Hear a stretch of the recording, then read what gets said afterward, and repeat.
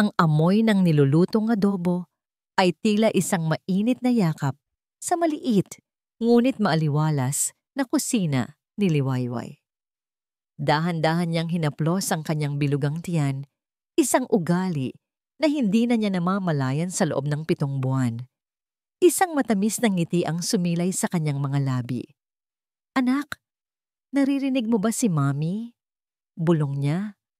Ang kanyang boses ay puno ng hindi masukat na pagmamahal. Paborito ito ng daddy mo. Sana, paglabas mo, magustuhan mo rin ang luto ko para sa'yo.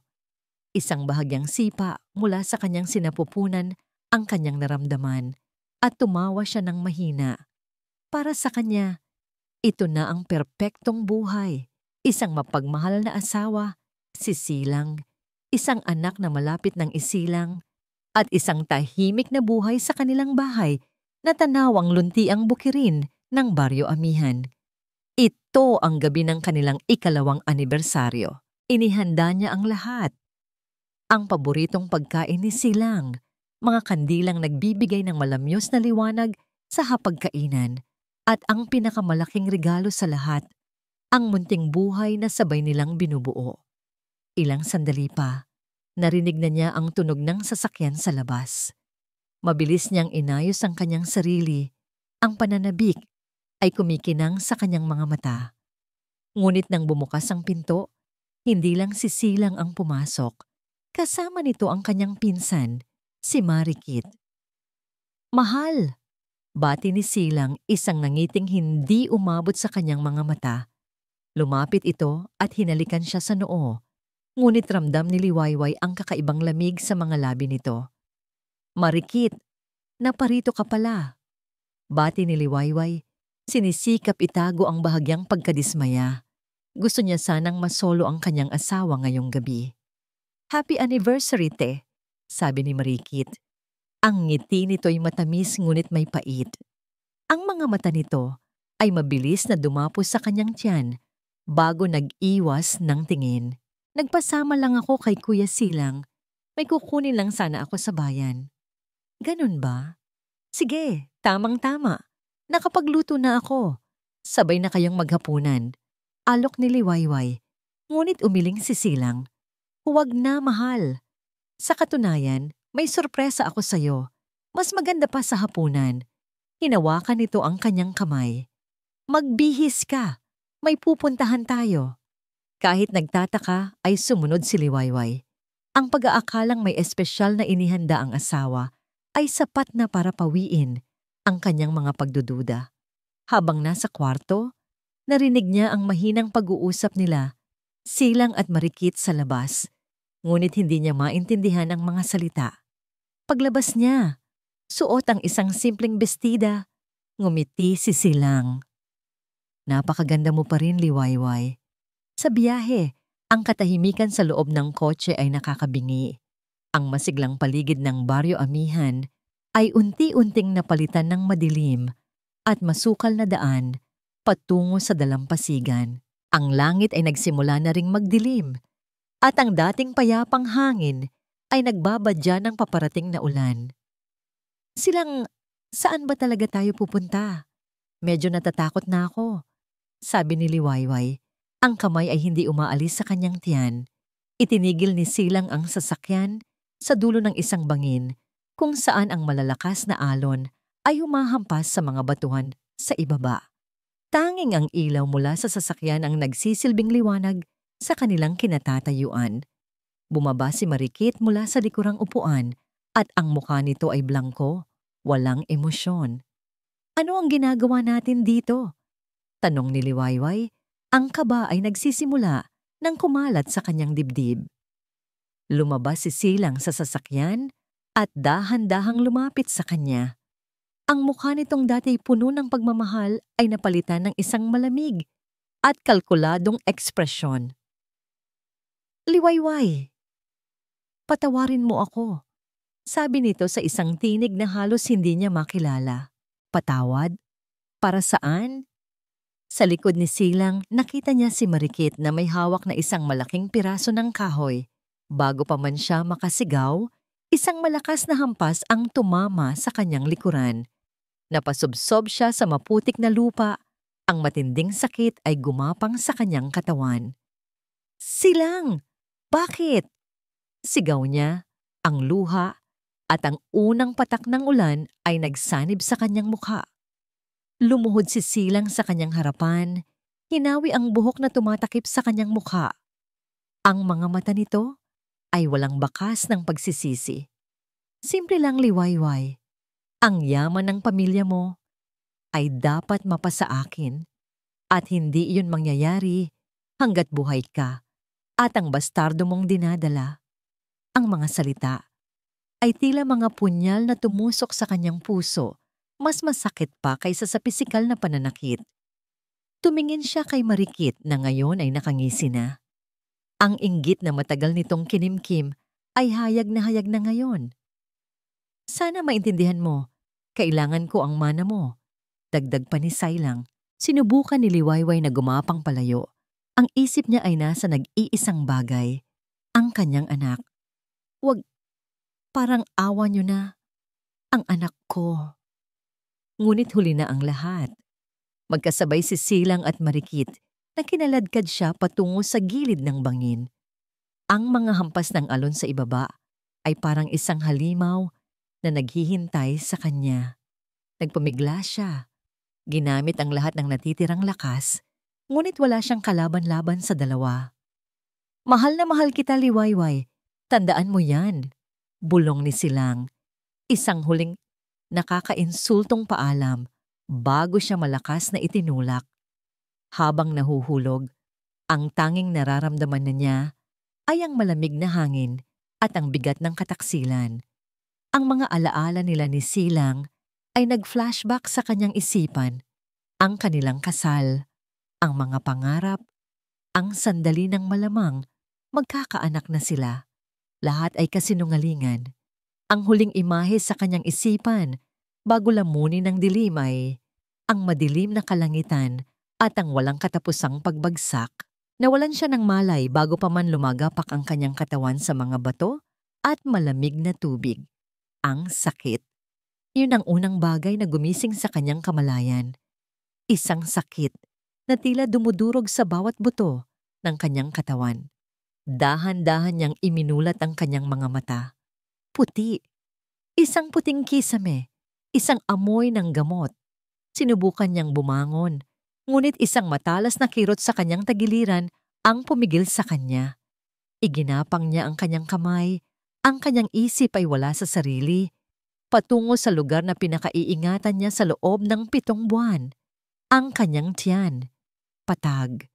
Wala na ang bilog na naglalaman ng kanyang pangarap. Wala na ang buhay na kanyang inalagaan. Isang nakakabinging katahimikan ang pumuno sa silid. Mas malakas pa sa sigaw na gustong kumawala mula sa kanyang lalamunan. Ang sakit sa kanyang katawan ay walang-wala kumpara sa dambuhalang butas na biglang lumitaw sa kanyang puso. Nagsimulang manlabo ang kanyang paningin dahil sa mga luhang nagbabadyang tumulo ng isang malalim at mahinahong boses ang bumasag sa katahimikan. "Ligtas ka na." Ang boses na yon ay nagmula sa isang lalaking nakatayo sa may pintuan. Matangkad ito, may seryosong mukha at mga matang may bahid ng lungkot na tila pamilyar sa ganitong klaseng tanawin. Dahan-dahan itong lumapit. Ang bawat hakbang ay maingat, na parang gumagalaw sa paligid ng isang sugatang hayop. "Ako si Dalisay." Pagpapakilala niya. Ang kanyang boses ay kalmado ngunit may bigat. "Ako ang nakakita sa iyo sa dalampasigan." Ngunit ang mga salita niya ay parang hangin lamang kay Liwayway. Ang kanyang buong mundo ay gumuho sa isang katotohanan, ang patag niyang tiyan. Umiling siya. Ang mga luha ay nagsimula nang mamuo sa kanyang mga mata. Ang anak ko." Halos pabulong niyang sabi. Ang bawat salita ay tila isang bubog na sumusugat sa kanyang lalamunan. Nasaan ang anak ko? Nakita niya ang pagbabago sa ekspresyon ni Dalisay. Isang bakas ng habag ang dumaan sa mga mata nito bago ito marahang umupo sa gilid ng kanyang kama. Hindi ito nagsalita agad. Kumuha ito ng isang basong tubig at inabot sa kanya, ngunit hindi niya ito pinansin. "Ginoo, parang awa mo na." Pagmamakaawa niya, ang kanyang boses ay basag na. "Sabihin mo sa akin, ligtas ba siya?" Huminga ng malalim si Dalisay at sa sandaling iyon, alam na ni Liwayway ang sagot. Ang katotohanang kinatatakutan niya ay bumagsak sa kanya na parang isang malamig na pader. "I'm sorry, Liwayway," sabi ni Dalisay. Ang kanyang boses ay puno ng sinseridad. "Ginawa ng mga doktor ang lahat, pero masyadong malala ang pagkakabagsak mo, hindi na niya kinaya." "Hindi." Umiling-iling si Liwayway, ang kanyang mga kamay ay mahigpit na nakakuyom sa kumot. "Hindi totoo yan. Sinungaling. Nagsisinungaling ka." Hinayaan lang siya ni Dalisay na sumigaw, na ilabas ang sakit. At nang ang kanyang mga sigaw ay naging mga hikbi na lamang, isang masakit na katahimikan ang muling bumalot sa kanila.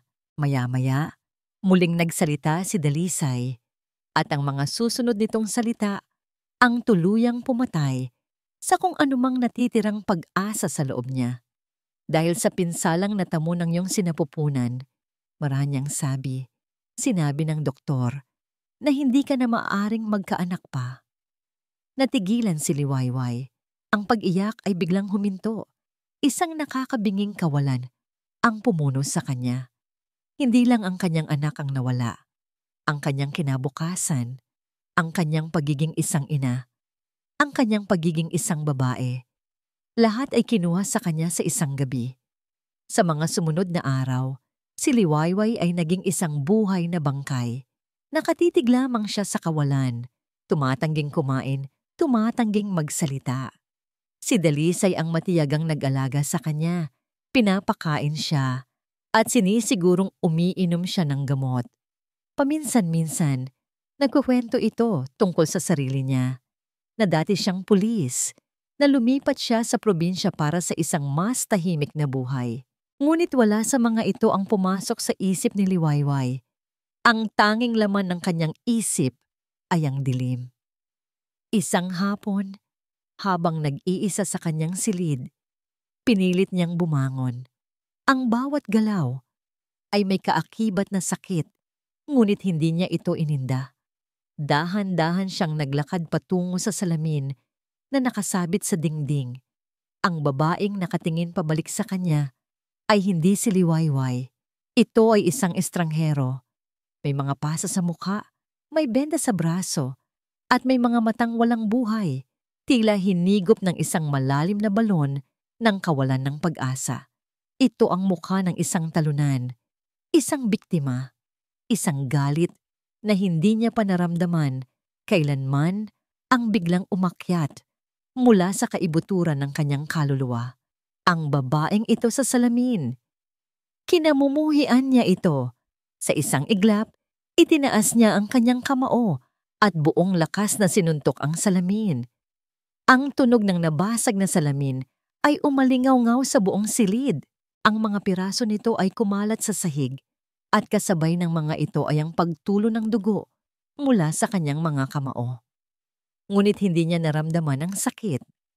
Sa halip, sa kauna-unahang pagkakataon sa loob ng maraming araw, isang bagay ang naramdaman niya bukod sa lungkot. Puot. Nang pumasok si Dalisay sa silid, natigilan ito sa nakita.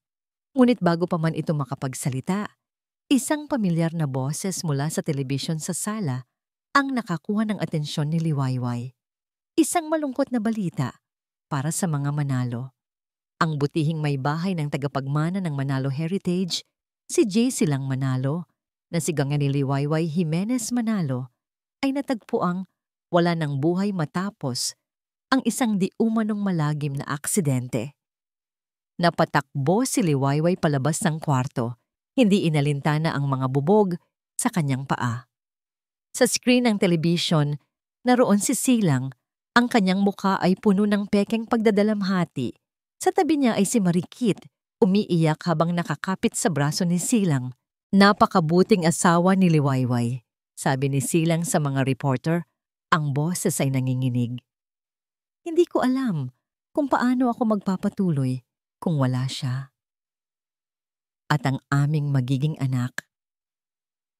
At doon, ipinakita ng kamera ang kamay ni Silang na marahang humahaplos sa tiyan ni Marikit. Ngunit sa kabila ng trahedya, pagpapatuloy ni Silang, kailangan naming maging matatag para sa alaala ni Liwayway at para sa bagong buhay na ipinagkatiwala sa amin. Ako at si Marikit, kami ay magpapakasal sa lalong madaling panahon.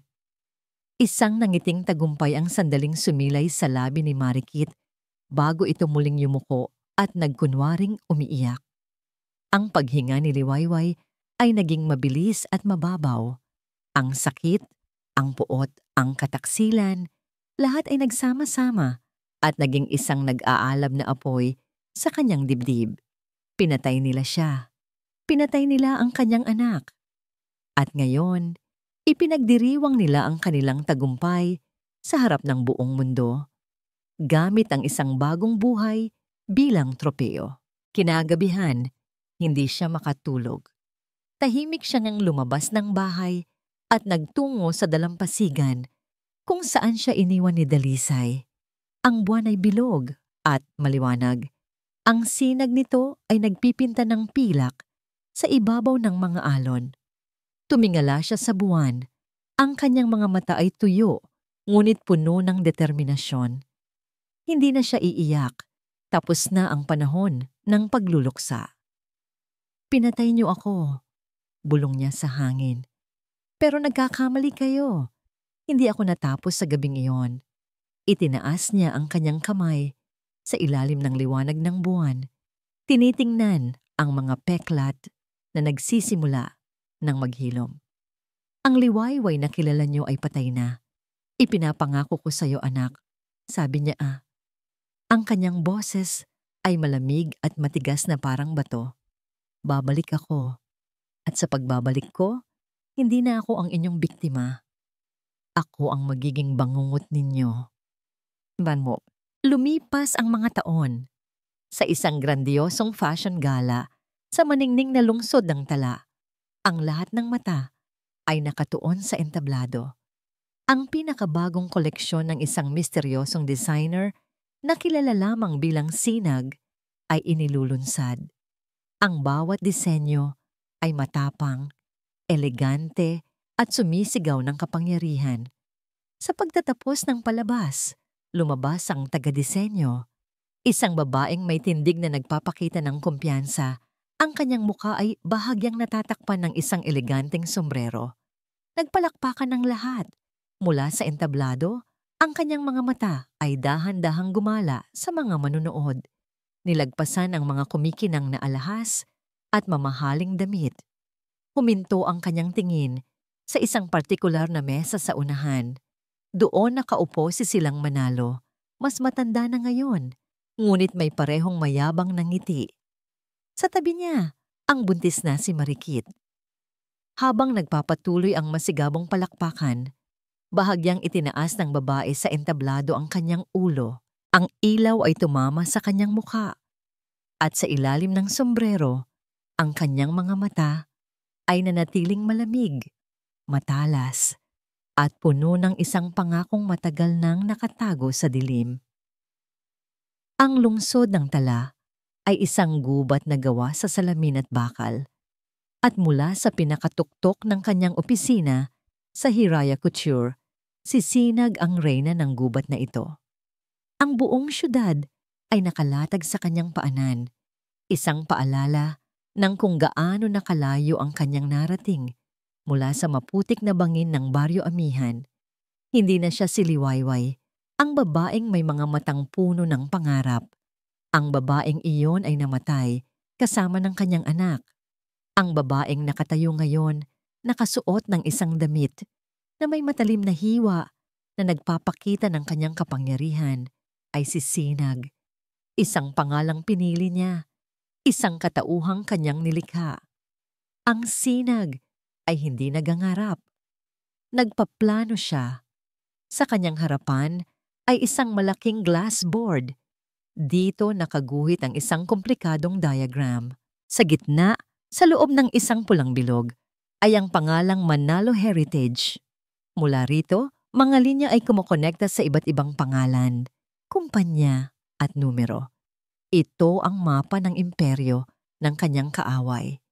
At tulad ng isang general bago ang isang digmaan, kabisado niya ang bawat sulok nito. Ang kanyang mga daliri na minsay ginamit lang sa paghahalo ng adobo ay marahang dumampi sa pangalan ni Silang Manalo. Isang pamilyar na klamig ang gumapang sa kanyang mga ugat. Isang paalala ng gabi ng pagtataksil. Ngunit mabilis itong napalitan ng isang matigas na determinasyon. Tapos na ang panahon ng sakit. Panahon na ng paniningil. Isang katok sa pinto ang pumutol sa kanyang pag-iisip. Pasok. Pumasok si Dalisay. Ang kanyang presensya ay kasing tahimik at kasing tatag ng dati. Sa loob ng maraming taon, siya ang naging anino ni Liwayway, ang kanyang tagapagtanggol, ang kanyang tanging kakampi. Ngayon, siya ang pinuno ng seguridad at pribadong investigador ni Sinag. Ang utang na loob ni Liwayway sa kanya ay napakalaki. Ngunit ang tiwala ni Sinag sa kanya ay higit pa roon. May nakuha na ako, sabi ni Dalisay. Inilapag ang isang manipis na folder sa kanyang mesa. Walang paligoy-ligoy. Ganoon sila magtrabaho. Binuksan ito ni Sinag. Sa loob ay mga kopya ng mga financial report at mga bank statement. Gaya ng inaasahan ko, bulong niya. Ang kanyang mga mata ay mabilis na sinusuri ang mga numero. Patuloy siyang kumukuha ng pondo mula sa kumpanya para sa mga personal niyang luho. Hindi lang yan, dagdag ni Dalisay. Mayroon akong source sa loob na nagsabing desperado na si Silang na makahanap ng bagong investor. Ang Manalo Heritage ay hindi kasing tatag nang ipinapakita niya sa publiko. Lubog na sila sa utang at ginagamit niya ang mga pekeng dokumento para itago ito. Isang malamig na ngiti ang sumilay sa labi ni Sinag. Perpekto. Sinag! Nagsalita muli si Dalisay at sa pagkakataong ito, ang kanyang boses ay hindi na pang-empleyado, kundi boses ng isang kaibigang nag-aalala. Sigurado ka na ba talaga rito? May iba pang paraan para makamit ang hustisya. Humarap si Sinag sa kanya. Ang kanyang mga mata ay walang emosyon. Ang hustisya na sinasabi mo, Dalisay, ay para sa mga taong may tiwala pa sa sistema. Ang babaeng pinagtulungan nilang patayin, sa bangin na yon. Hindi na siya naniniwala sa ganoong mga bagay. Itinuro niya ang diagram. Hindi ko lang gustong makita siyang nakakulong. Gusto kong kunin sa kanya ang lahat. Ang kumpanyang ipinagmamalaki niya, ang yaman na pumatay sa pamilya ko, ang respeto ng mga taong nakapaligid sa kanya. Gusto kong maranasan para niya ang mabuhay sa impyerno bago pa man siya tuluyang mapunta roon. Isang mahabang katahimikan ang namagitan sa kanila. Sa huli, tumango si Dalisay, isang pagsukong may kasamang pag-unawa. Ano ang susunod na hakbang? Isang investment firm mula sa Singapore ang nagpakita ng interes sa Manalo Heritage. Sabi ni Sinag, bumalik ang tingin sa kanyang plano.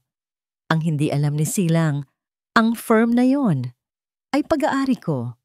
Gabi, ang ballroom ng isang 5-star hotel ay puno ng mga pinakamayayamang tao sa bansa. Ang tunog ng mga kubyertos, ang mahihinang tawanan, at ang musika mula sa isang string quartet ay naghahalo sa hangin. Lahat ay nagpapaligsahan sa pagpapakita ng kanilang karangyaan. Para kay Sinag, ito ay isang teatro ng mga mapagkunwari. Suot ang isang itim na gown na tila niyayakap ang kanyang katawan. Si Sinag ay gumalaw sa gitna ng mga tao nang may kakaibang grasya. Ang bawat tingin ay nasa kanya. Sino ang babaeng ito? Saan siya nanggaling? Ang misteryo sa kanyang pagkatao ay ang kanyang pinakamalakas na sandata. At sa wakas, nakita niya ang kanyang target. Si Silang Manalo, napapaligiran ng mga kasosyo sa negosyo, tumatawa sa isang biro. Sa tabi niya si Marikit, na ang malaking tiyan ay halata na. Sa suot nitong mamahaling damit ay pilit na ngumingiti. Ngunit ang kanyang mga mata ay malikot, tila hindi mapakali. Huminga ng malalim si Sinag, pinakalma ang kanyang puso na biglang bumilis. Hindi ka si Liwayway, ikaw si Sinag. Nagkunwari siyang may kausap sa telepono at naglakad patungo sa direksyon nila. Sinadya niyang hindi tumingin sa daan. Gaya ng inaasahan, nabangga niya ang isang waiter na may dalang tray ng champagne. Ang baso ay bumagsak sa sahig at ang laman nito ay tumapon. Isang bahagi sa sahig at ang pinakamalaking bahagi sa braso ng Amerikana ni Silang.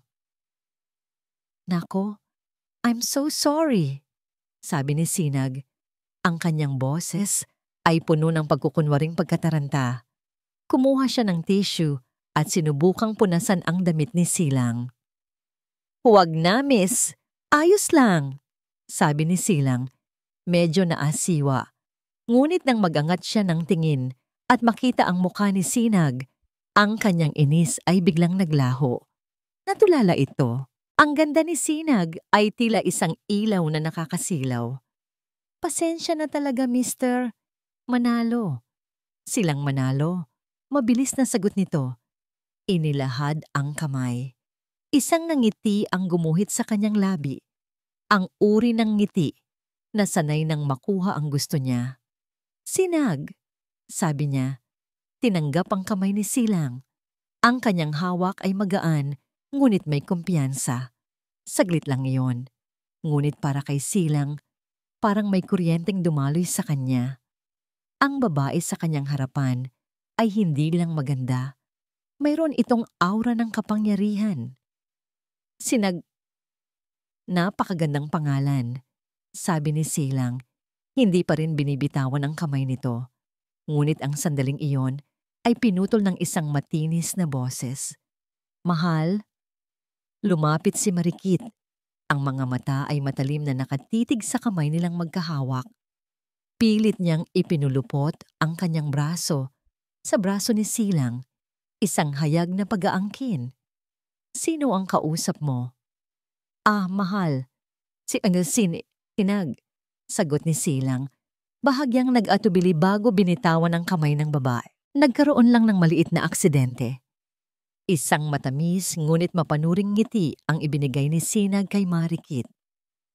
"Isang malaking karangalan na makilala ang Ginang Manalo. Ipagpaumanhin niyo na ang nangyari." Tiningnan siya ni Marikit mula ulo hanggang paa. Ang inggit at hinala ay hindi nakatago sa kanyang mga mata.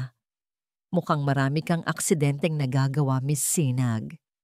Sa halip na magalit, isang mahinang tawa lamang ang isinagot ni Sinag. Isang tawang elegante na tila lalong nagpainis kay Marikit. "Hindi naman. Narito lang ako para maghanap ng mga bagong oportunidad sa pagnenegosyo. Sa katunayan, Mr. Manalo," baling niya kay Silang. Ang kanyang mga mata ay kumikinang na parang isang bihasang mga ngalakal. "Matagal ko nang hinahangaan ang legasiya ng Manalo Heritage. Ang pagbabago ng usapan ay epektibo." Biglang nagliwanag ang mukha ni Silang. Ang interes sa negosyo ay pumalit sa simpleng paghanga. "Talaga? Kung ganoon, dapat ay mag-usap tayo ng masinsinan." "Siguro sa ibang pagkakataon," magalang na sabi ni Sinag. "Ayoko nang makaabala pa sa inyong gabi." Yumuko siya ng bahagya, isang kilos ng paggalang na may bahid ng pagwawalang bahala. Bago marahang tumalikod at naglakad palayo. Iniwan si Silang na nakatulala at si Marikit na nagngingit-ngit sa galit. "Sino ba yun? Bakit ganoon ka makatingin sa kanya?" Sita agad ni Marikit nang mawala na sa paningin nila si Sinag. "Ano ka ba naman, Marikit? Networking lang yon," sagot ni Silang. Ang mga mata ay nakasunod pa rin sa anino ng papalayong si Sinag. "Isa pa, narinig mo ba siya?" Interesado siya sa kumpanya. Malaking tulong yon. O baka naman sa'yo siya interesado. Paratang ni Marikit, ang boses ay nanginginig sa selos. Hindi sumagot si Silang. Isang ngiti lamang ang gumuhit sa kanyang mga labi. Ang ideyang yon ay hindi niya kinainisan. Kinabukasan, sa opisina ni Sinag, ang katahimikan ay binasag ng pagpasok ni Dalisay. Tapos na ang lahat ng papeles, sabi nito. Inilapag ang isang selyadong envelope sa mesa. Tinatanggap na ng board ang investment mula sa Kestrel Holdings, ang kumpanya natin sa Singapore. Opisyal ka ng isa sa mga major shareholders. Hindi nila alam na ikaw ang nasa likod nito. Hindi kumibo si Sinag. Dahan-dahan niyang kinuha ang envelope at binuksan ito. Sa loob ay isang formal na liham, isang imbitasyon para sa isang pambihirang pagpupulong ng mga board members ng Manalo Heritage. Ang kanyang pangalan, Sinag Reyes, ay nakasulat sa makapal na tinta. Tumingin siya sa bintana. Sa mga nagtataasang gusali ng syudad, 5 taon. 5 taon ng paghahanda, pagtitiis, at pag-aalab ng puot. Ito na ang simula ng katapusan. Isang malamig na ngiti ang dahan-dahang gumuhit sa kanyang mga labi. Itinaas niya ang imbitasyon, tila isang tropeyo. Oras na para ipakilala ang sarili ko. Ilang araw nang hindi maalis sa isip ni Silang Manalo, ang babaeng nagngangalang Sinag. Mula pa noong gabi ng party, ang kanyang imahe, ang kanyang matalim na tingin, ang kanyang matamis ngunit mapanganib na ngiti, ang kanyang boses na may halong awtoridad, ay tila isang multo na bumabagabag sa kanya. Sino ba talaga siya? Bulong niya sa sarili habang inaayos ang kanyang kurbata sa harap ng salamin sa kanyang opisina. Ngayong umaga ang board meeting kung saan opisyal na ipakikilala ang bagong investor. Alam niyang darating si Sinag at sa hindi maipaliwanag na dahilan, ang kaba at pananabik ay nagahalo sa kanyang dibdib. Mahal, sigurado ka bang papapasukin mo ang babaeng yon sa kumpanya? Tanong ni Marikit mula sa pintuan. Ang kanyang boses ay puno ng pagdududa. Halata ang pamumugto ng kanyang mga mata, marahil dahil sa kanilang pagtatalo kagabi. Marikit, napag-usapan na natin to. Sagot ni Silang, hindi ito nililingon. Ang investment niya ang sasalo sa atin. Kailangan natin to. At isa pa, anong masama sa kanya? She's a brilliant businesswoman. Brilliant o malandi? Patutsada ni Marikit. Kitang-kita ko kung paano kanya tingnan at kung paano ka rin tumingin sa kanya. Humarap si Silang. Ang kanyang pasensya ay unti-unti nang nauubos. Pwede ba, Marikit? Huwag mong dalhin ang selos mo sa negosyo. This is bigger than your insecurities. Ang sakit sa mga mata ni Marikit, ay hindi nakaligtas sa kanya. Ngunit mabilis niya itong iwiwinaksi. Wala siyang panahon para sa drama. Ang kailangan niya ay manatiling nakatutok.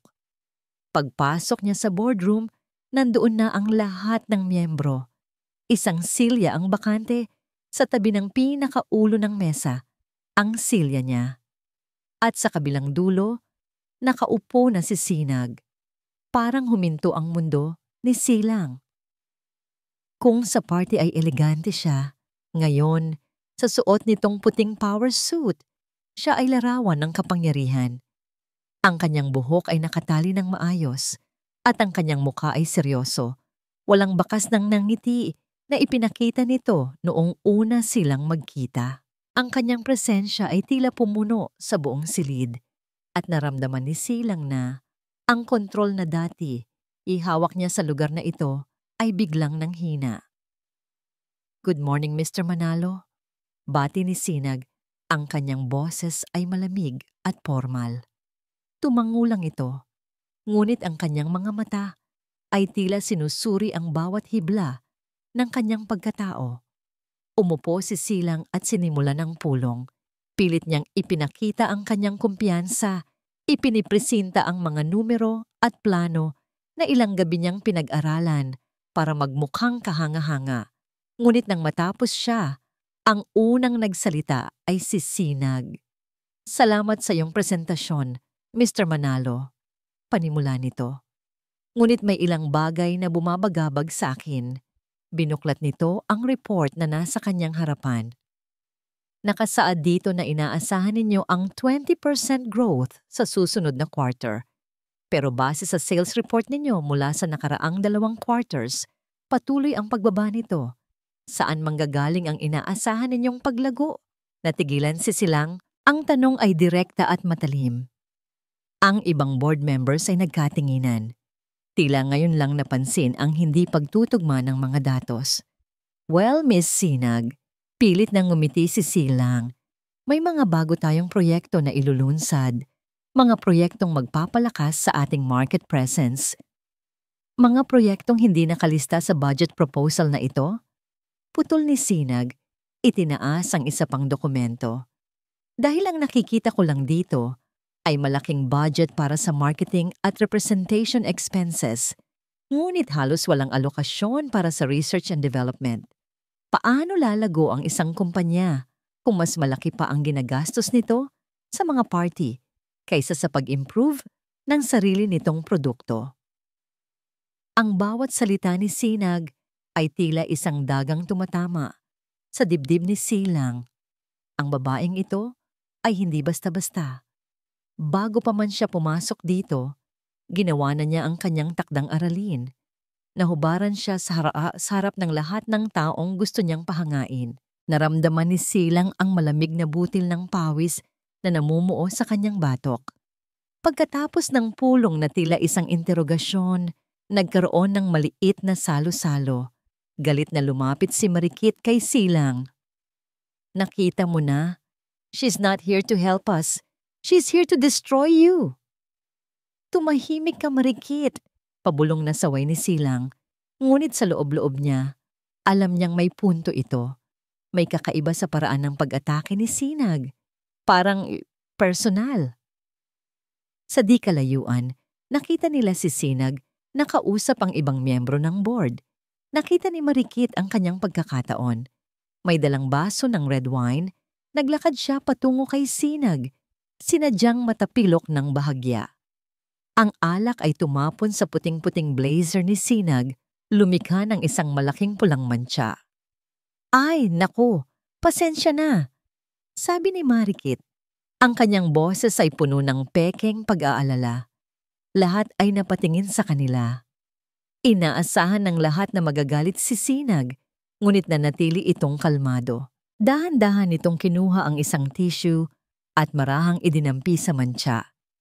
Hindi man lang nito tiningnan si Marikit. "Ayos lang," sabi ni Sinag sa isang boses na nagyayelo. "Ang mga murang bagay, madali lang talagang dumihan. Ang mga salita, kahit hindi direkta, ay sampal na tumama hindi lang kay Marikit, kundi sa lahat ng nakarinig. Napahiya na mula si Marikit at hindi nakapagsalita. Maging si Silang ay humanga sa kung paano nito hinawakan ang sitwasyon ng may class at panunupalpal.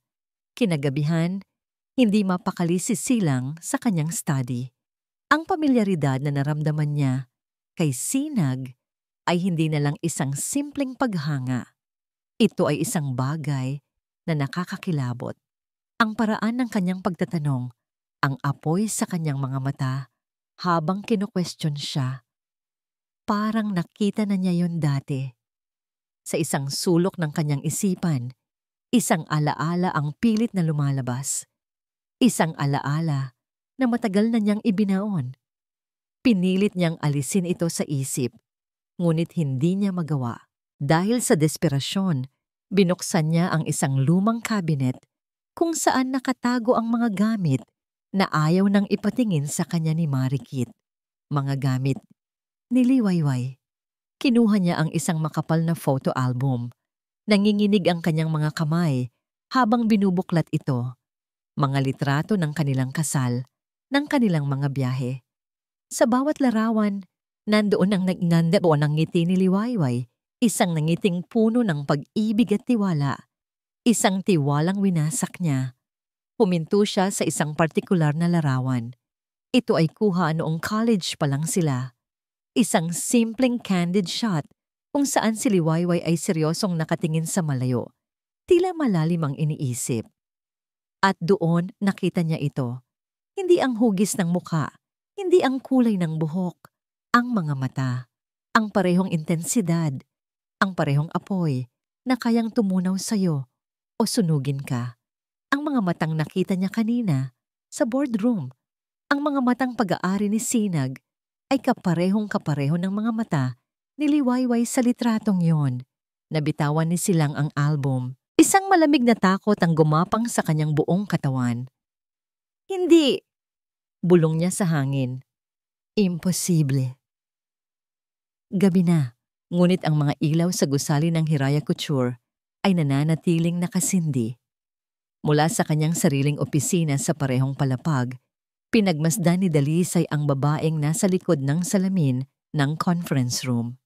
Nakatayo si Sinag sa harap ng malaking glassboard.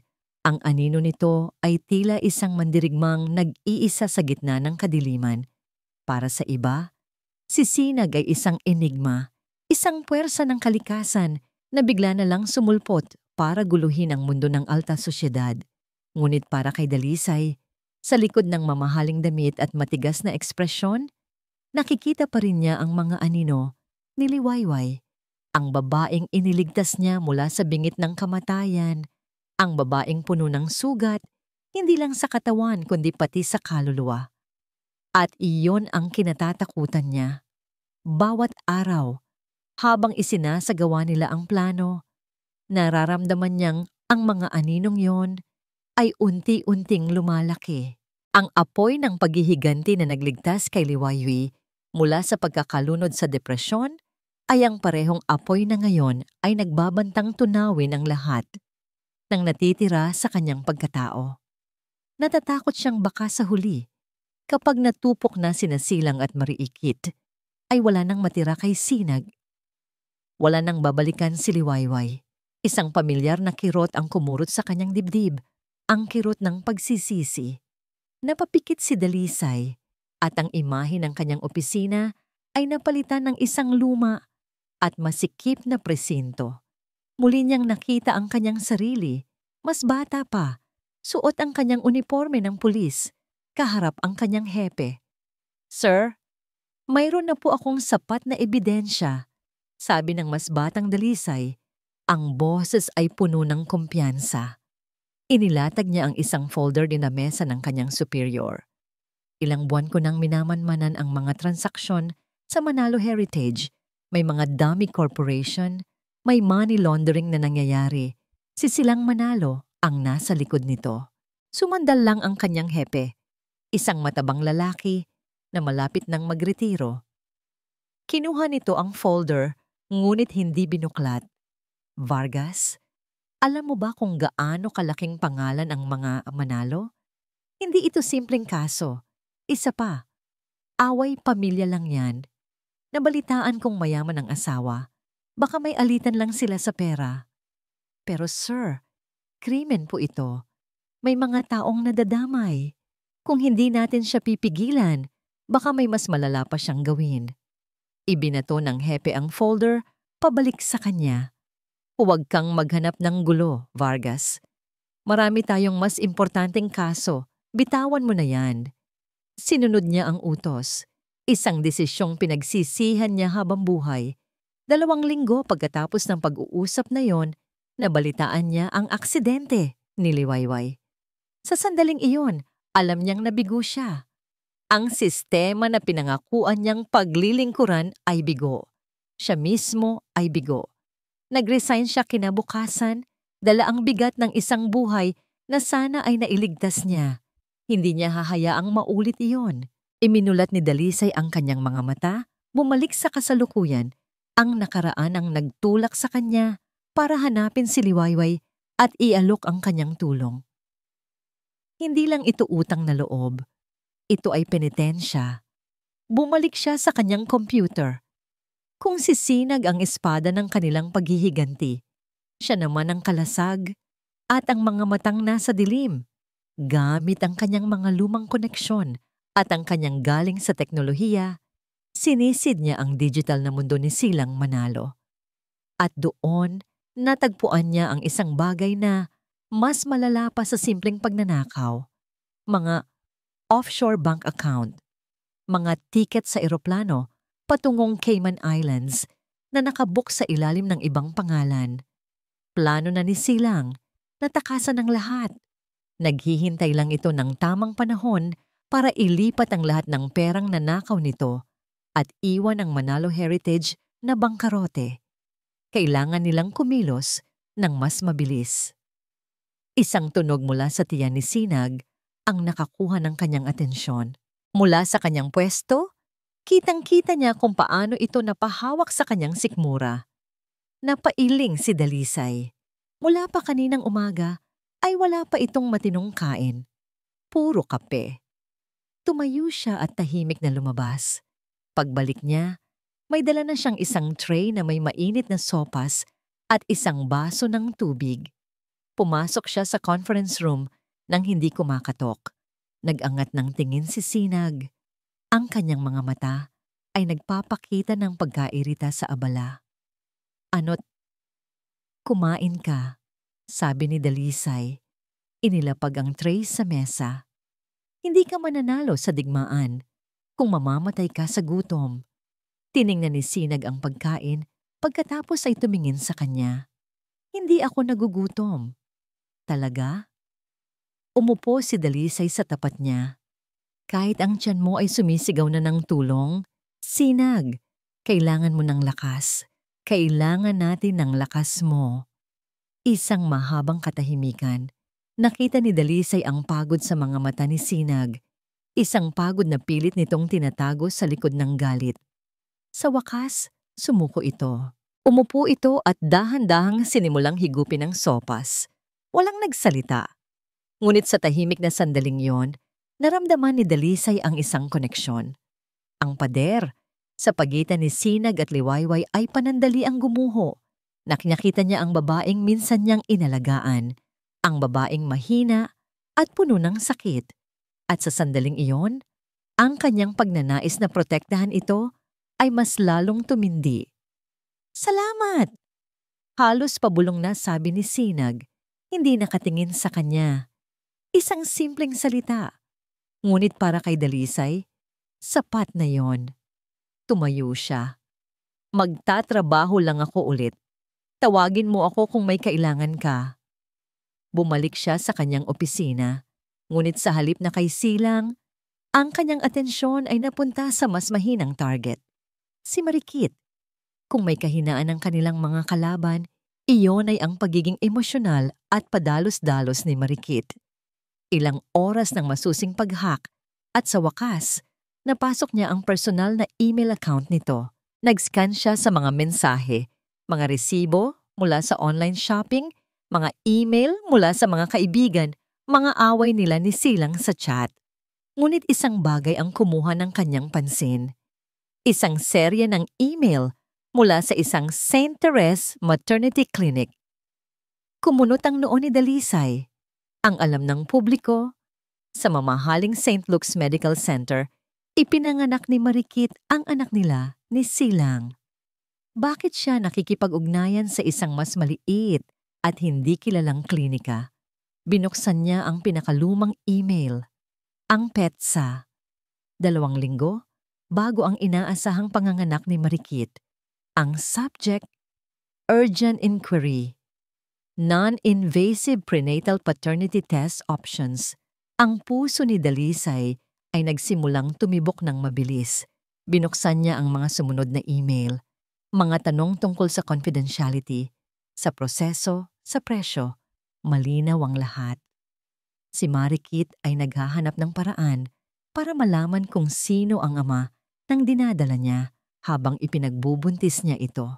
At ang huling email na may kalakip na resulta na nakapassword ay may isang simpleng tanong sa katawan ng mensahe. "Doc, sigurado po ba kayo? Paano kung malaman ni Silang na hindi sa kanya ang bata?" Natigilan si Dalisay. Ang hawak niya ay hindi lang isang simpleng sekreto. Ito ay isang bombang sasabog at wawasak sa pundasyon ng lahat ng kasinungalingan na binuo ni na Silang at Marikit. Ang tagumpay ay may kakaibang lasa. Para kay Sinag, ito ay lasang malamig at mapait, tulad ng kapeng itim na dahan-dahan niyang hinihigop habang pinagmamasdan ang bukang liwayway sa lungsod ng Tala. Ang kanyang telepono ay tumunog, eksakto sa oras na inaasahan niya. Bumitaw na ang San Miguel Corporation, sabi ng boses ni Dalisay sa kabilang linya. Direkta, walang emosyon. They pulled out their entire investment from Manalo Heritage this morning. Isang mabagal at kontentong ngiti ang gumuhit sa mga labi ni Sinag.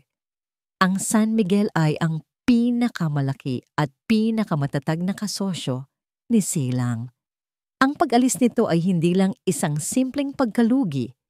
Ito ay isang deklarasyon sa buong mundo ng negosyo na ang Manalo Heritage ay isang lumulubog na barko. Magaling, sagot ni Sinag. Ang kanyang boses ay kalmado. Ngayon, magsisimula na siyang maghanap ng kahit sinong kakapitan at sa kanyang desperasyon, gagawa siya ng mga pagkakamali. Pinatay niya ang tawag at tumayo.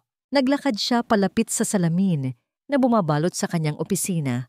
Sa ibaba, ang syudad ay nagsisimula nang gumising, walang kamalay-malay sa digmaang nangyayari sa mga nagtataasang gusali nito.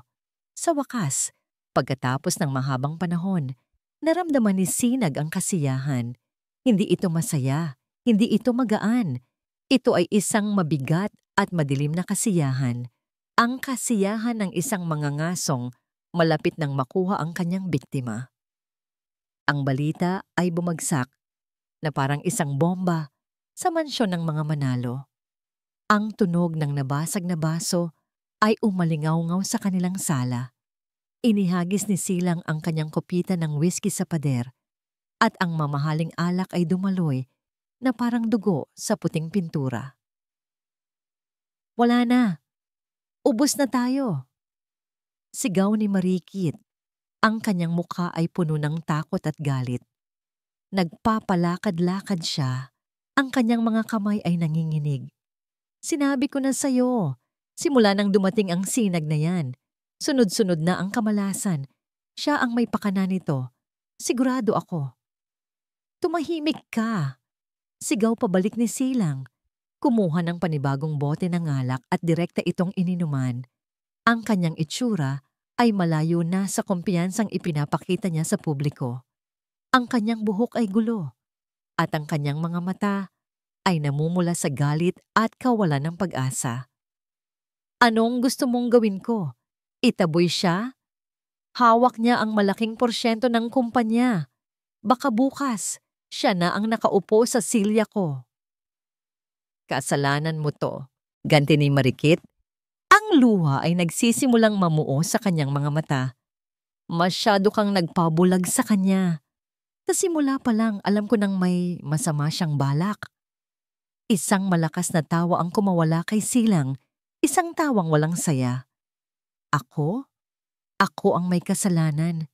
O ikaw, na walang ibang ginawa, kundi gastusin ang perang pinaghirapan ko. Na walang ibang alam, kundi magreklamo at magselos. Insecure ka lang dahil mas magaling siya sa'yo. Ang mga salitang yon ay tumama kay Silang. Lumapit siya kay Marikit. Ang kanyang mga mata ay nag-aapoy. Huwag na huwag mo akong ikukumpara sa babaeng yon. Bakit hindi? Dahil totoo? Dahil hindi ka siya. Sigaw ni Silang, ang kanyang boses ay umalingaw-ngaw na parang kulog. Kahit kailan, hindi ka magiging katulad ni Liwayway. Natigilan si Marikit. Ang pangalang iyon, isang pangalang matagal na nilang hindi binabanggit, isang multo na pilit nilang ibinaon, ay biglang nabuhay sa pagitan nila. Si Liwayway, pagpapatuloy ni Silang ang kanyang boses, ay lasing at puno ng pait. Kung nandito siya, hindi ito mangyayari. Matapang siya. Matalino.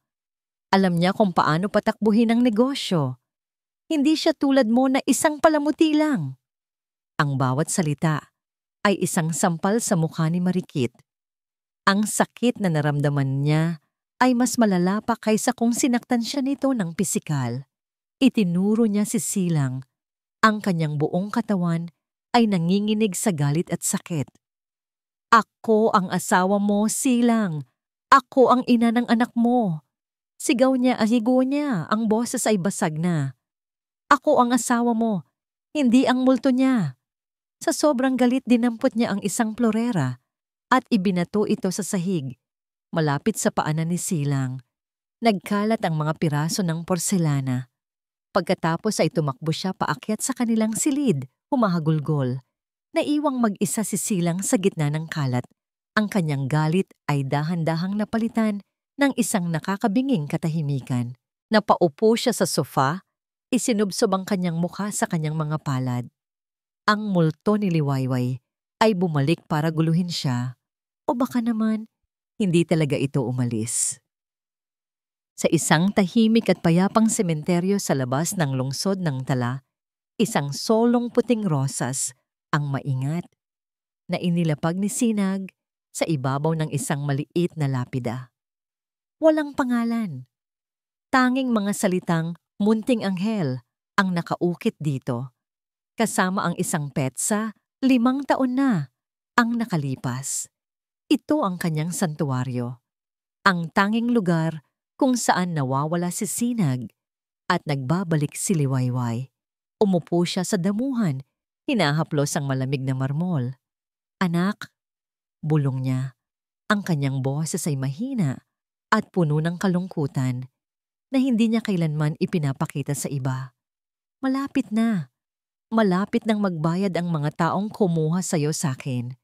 Dito, sa harap ng kanyang nawalang anak, ang kanyang paghihiganti ay hindi mukhang masama. Ito ay nararamdamang tama. Ito ay hustisya. Ginagawa ko to para sa'yo. Pagpapatuloy niya, isang takas na luha ang dumaloy sa kanyang pisngi. Para hindi na nila maulit sa iba ang ginawa nila sa atin. Patawarin mo si Mami kung minsan nagiging halimaw na rin ako, pero ipinapangako ko, pagkatapos nito, magiging payapa na tayo. Nakatitig siya sa lapida ng matagal, hinahayaang ang sakit at pagmamahal ay maghalo sa kanyang puso. Ito ang nagbibigay sa kanya ng lakas. Ito ang kanyang dahilan. Sa mansyon, si Marikit ay nakakulong sa kanyang silid. Ang kanyang pag-iyak ay napalitan na ng isang tahimik na takot. Ang sinabi ni Silang ay tumatak sa kanyang isipan. Hindi lang siya galit, nawawalan na ito ng kontrol. At kapag nawalan ng kontrol si Silang, siya ang laging napagbubuntunan nito. Alam niyang kailangan niya ng isang planong panigurado. Isang alas na itatago niya para sa kanyang sarili. Nanginginig ang kanyang mga kamay habang kinukuha ang kanyang telepono. Tiningnan niya ang kanyang natutulog na anak sa kuna at ang kanyang determinasyon ay mas lalong tumibay. Kailangan niyang protektahan ang kanilang dalawa. Nag-scroll siya sa kanyang mga kontak hanggang sa mahanap niya ang isang numerong matagal na niyang hindi tinatawagan. Lumabas siya sa balkonahe, sinisigurong walang makakarinig. Pinindot niya ang call button. Pagkatapos ng ilang ring, isang boses ng lalaki ang sumagot. "Huwag kang tatawag dito," sabi ng lalaki. Ang boses ay iritado at kinakabahan. "Pakiusap," sabi ni Marikit. Ang kanyang boses ay pabulong at desperado. "Kailangan nating mag-usap tungkol sa bata." Sa di kalayuan, sa isang itim na van na nakaparada sa isang madilim na eskinita, nakaupo si Dalisay sa harap ng kanyang laptop at mga gamit sa paniniktik.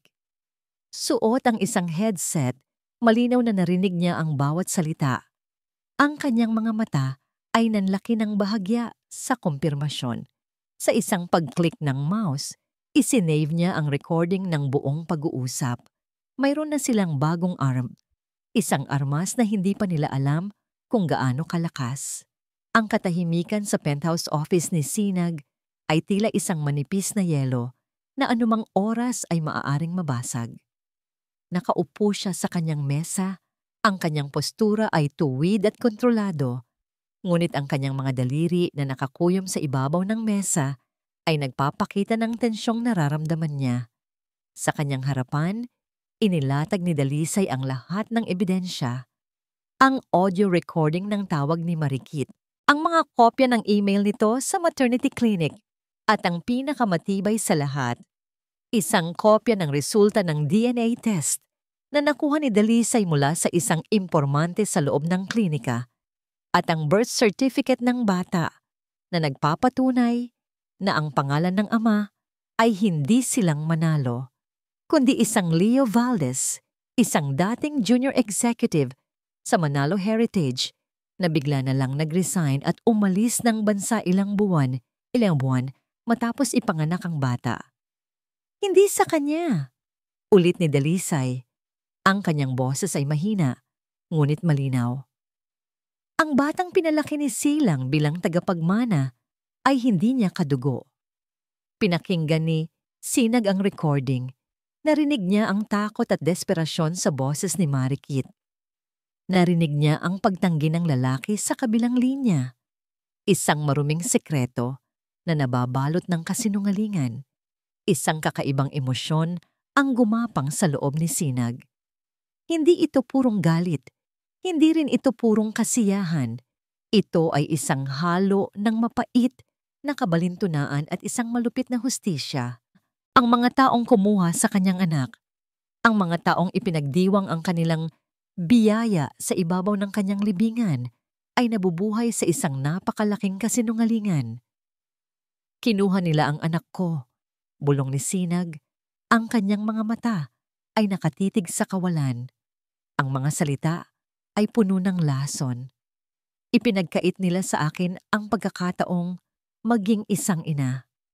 Pero ang anak na inaalagaan nila, ang pundasyon ng kanilang perpektong pamilya, ay isang kasinungalingan. Isang tawa ang kumawala sa kanyang mga labi. Hindi ito isang masayang tawa. Ito ay isang tawa na basag, nakakakilabot, at puno ng sakit. Isang tawa na nagmula sa isang kaluluwang matagal nang nabasag. Ang plano niya ay simple lang dati. Sirain ang kumpanya ni Silang. Ngayon, binigyan siya ng tadhana ng isang sandata na mas matalas, mas personal, at mas makamandag. Isang sandatang sisira hindi lang sa negosyo ni Silang, kundi sa mismong pagkatao nito.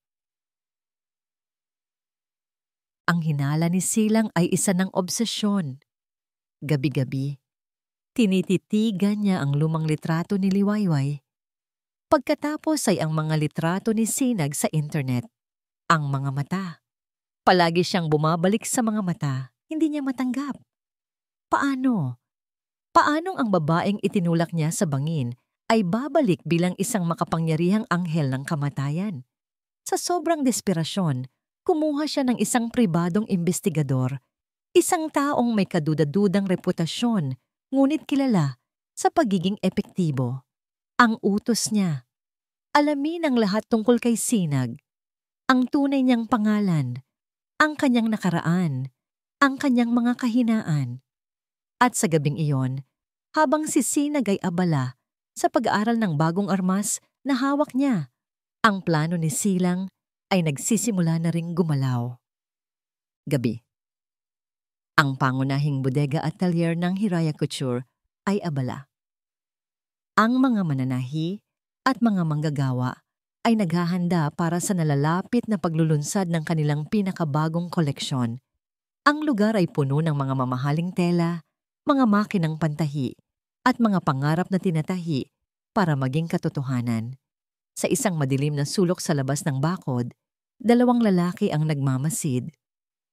"Sigurado ka ba rito, boss?" tanong ng isa. "Utos to," sagot ng kasama niya. Hawak ang isang galon ng gasolina.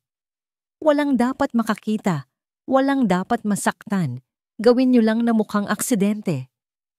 Ilang minuto lang ang lumipas. Ang amoy ng gasolina ay kumalat sa hangin, sinundan ng isang maliit na pag-click ng lighter.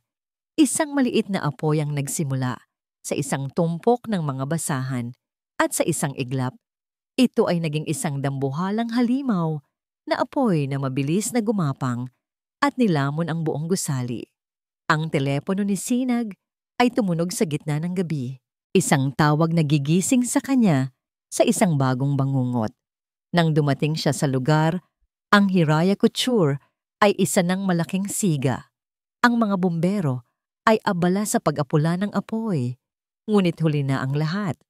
Ang lahat ng pinaghirapan niya, ang bawat disenyo, bawat metro ng tela, ang kabuhayan ng daan-daang empleyado niya ay nagiging abo sa kanyang harapan. Lumapit si Dalisay. Ang kanyang mukha ay seryoso at puno ng galit. Arson, may nakitang mga lalagyan ng gasolina sa likod. Sinadya ito. Nakatitig lang si Sinag sa naglalagablab na apoy. Ang kanyang mukha ay hindi mabasa.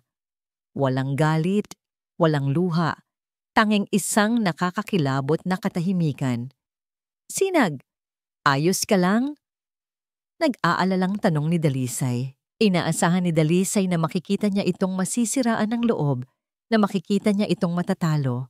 Ngunit nang lumingon ito sa kanya, ang nakita niya sa mga mata nito ay hindi pagkatalo.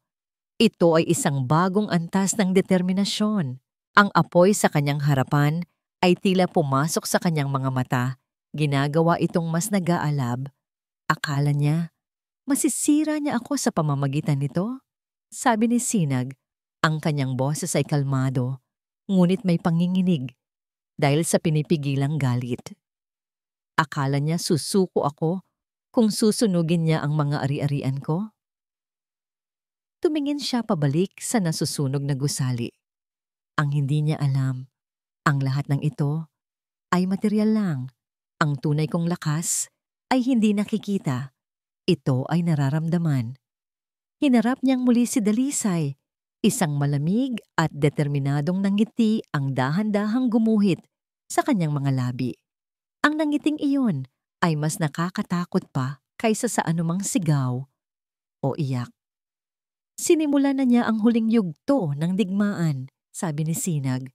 Kung gusto niyang maglaro ng apoy, ibibigay ko sa kanya ang impyerno. Bumaling siya kay Dalisay, ang kanyang desisyon ay pinal at hindi na mababago. Tapusin na natin ito.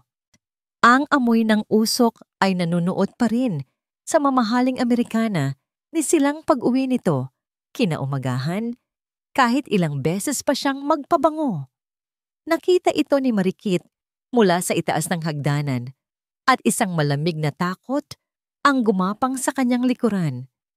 Ang kanyang asawa ay hindi lang pagod. Mukha itong isang taong nagmula sa isang digmaan. At sa mga mata nito, nakita niya ang isang kislap na matagal na niyang hindi nakikita.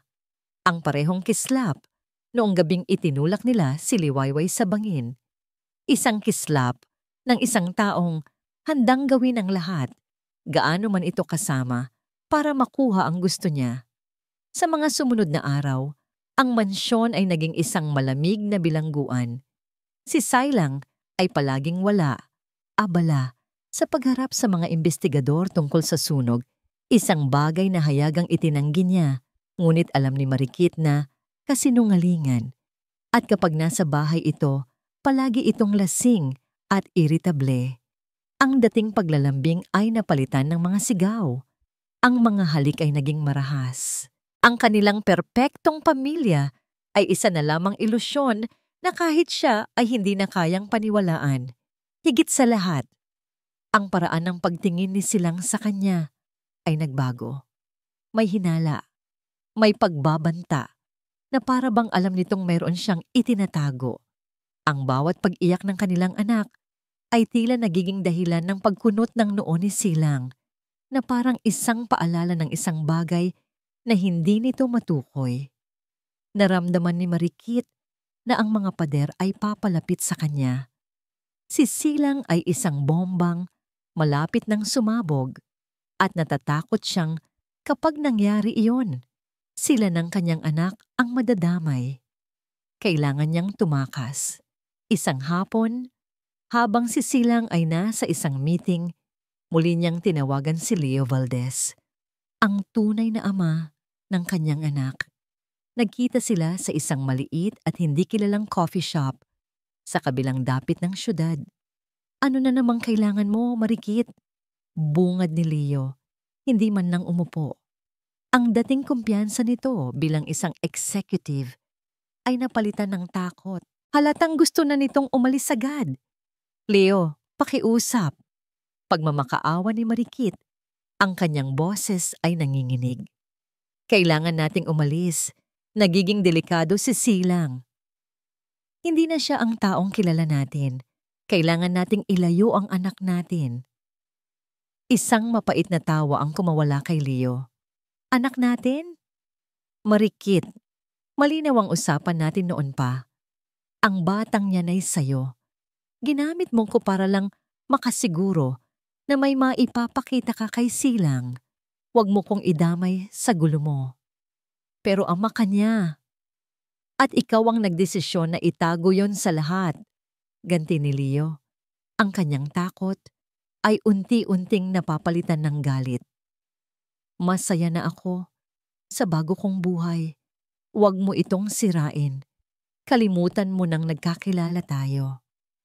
Tumalikod si Leo at mabilis na naglakad palayo. Iniwan si Marikit na mag-isa sa gitna ng coffee shop. Ang kanyang huling pag-asa ay gumuho sa kanyang harapan. Habang pauwi, ang takot ni Marikit ay napalitan ng isang malamig na determinasyon. Wala siyang ibang maaasahan kundi ang sarili niya. Kung gusto niyang mabuhay, kailangan niyang maging mas tuso kaysa kay Silang. Kailangan niya ng pananggalang isang insurance policy. Pagdating sa bahay, hinintay niyang makatulog ang lahat. Dahan-dahan, pumasok siya sa study ni Silang, isang lugar na ipinagbabawal sa kanya. Ang puso niya ay dumadagundong sa kanyang dibdib sa bawat hakbang. Binuksan niya ang ilaw sa desk at sinimulang maghalungkat. Mga folder, mga dokumento, mga kontrata. Hinanap niya ang anumang bagay na maaaring magdiin kay Silang at natagpuan niya ito nakatago sa ilalim ng isang lihim na kompartimento sa drawer. Isang set ng mga dokumento na nagpapakita ng lahat ng kanyang money laundering activities, mga account number ng mga offshore bank, lahat ng ebidensya na itinatago nito sa mga awtoridad. Ngunit hindi iyon ang pinakamahalagang nahanap niya. Sa isang maliit na metal na kahon, nakita niya ang isang luma at maliit na digital voice recorder. Nangunot ang kanyang noo. Binuksan niya ito at pinindot ang play. Isang pamilyar na tunog ng hangin at mga alon ang pumuno sa tahimik na silid. At pagkatapos, isang boses. Ang boses ni Silang, 5 taon na ang nakalipas. "Patawarin mo ako, Liwayway." Sinundan ito ng sarili niyang boses. "Happy anniversary, Dete." Ang buong pag-uusap, ang buong krimen, ang sigaw ni Liwayway, ang pagbagsak ng kanyang katawan. Ni-record pala ito ni Silang. Marahil bilang isang tropeo o marahil bilang isang panakot sa kanya para manahimik. Napasuka si Marikit. Hinawakan niya ang kanyang bibig para pigilan ang isang sigaw. Ang marinig muli ang kasamaang ginawa nila ay tila muling pagbuhay sa lahat ng kasalanan na pilit niyang ibinabaon. Nanginginig niyang kinuha ang recorder. Ito na ang kanyang alas. Kung ibibigay niya ito sa pulis, makukulong si Silang, ngunit madadamay din siya. Pero kung gagamitin niya ito para takutin si Silang, baka pakawalan sila nito ng kanyang anak. Hawak ang recorder na parang isang banal na bagay. Dahan-dahan siyang tumayo para bumalik sa kanyang silid. Ngunit pag-ikot niya, ang kanyang puso ay halos tumigil sa pagtibok. Nakatayo sa may pintuan si Silang. Nakasandal sa hamba, ang kanyang mga braso ay nakakrus sa kanyang dibdib. Isang baso ng alak ang hawak niya sa isang kamay. Ang kanyang mukha ay nasa dilim, ngunit nakita ni Marikit ang isang namangiti sa mga labi nito, isang nangiting nakakakilabot. "Hinahanap mo ba yan?" tanong ni Silang. Ang kanyang boses ay kalmado sa isang paraan na mas nakakatakot pa kaysa sa anumang sigaw. Dahan-dahan itong humakbang papalapit sa liwanag. "Matagal ko nang hinihintay na gawin mo yan." Napaatras si Marikit, mahigpit na hinawakan ng recorder. "Huwag, huwag kang lalapit." "Bakit? Natatakot ka ba?" Pagpapatuloy ni Silang, ang kanyang mga mata ay hindi inaalis sa recorder na hawak nito. "Akala mo ba hindi ko napapansin ang mga kilos mo, ang mga tawag mo, ang paghahalongkat mo?" Bawat hakbang ni Silang palapit ay isang hakbang ni Marikit paatras, hanggang sa maramdaman niya ang malamig na pader sa kanyang likuran. Wala na siyang matatakbuhan. "Ibigay mo sa akin yan, Marikit," utos ni Silang. Ang kanyang boses ay nagbago na, naging matigas at puno ng pagbabanta. "Hindi!" sigaw ni Marikit. Ang kanyang takot ay nagbigay daan sa isang desperadong katapangan. "Pananggalang ko to laban sa'yo." Ngumiti lang si Silang. "Akala mo lang yan." Itinaas nito ang kanyang kamay. At sa liwanag, nakita ni Marikit ang isang bagay na nagpatigil sa kanyang paghinga. Ang telepono ni Silang. At sa screen nito, isang video ang nagpe-play ng walang tunog. Isang video niya. Isang video niya habang kausap si Leo Valdez sa coffee shop kanina. Kuha mula sa isang CCTV camera. "Nakikita mo," sabi ni Silang. Ang kanyang ngiti ay lumawak. "Pareho lang tayong may mga alas." Ang tanong ay, kaninong alas ang mas matibay? Hinablot ni Silang ang recorder mula sa nanginginig na kamay ni Marikit.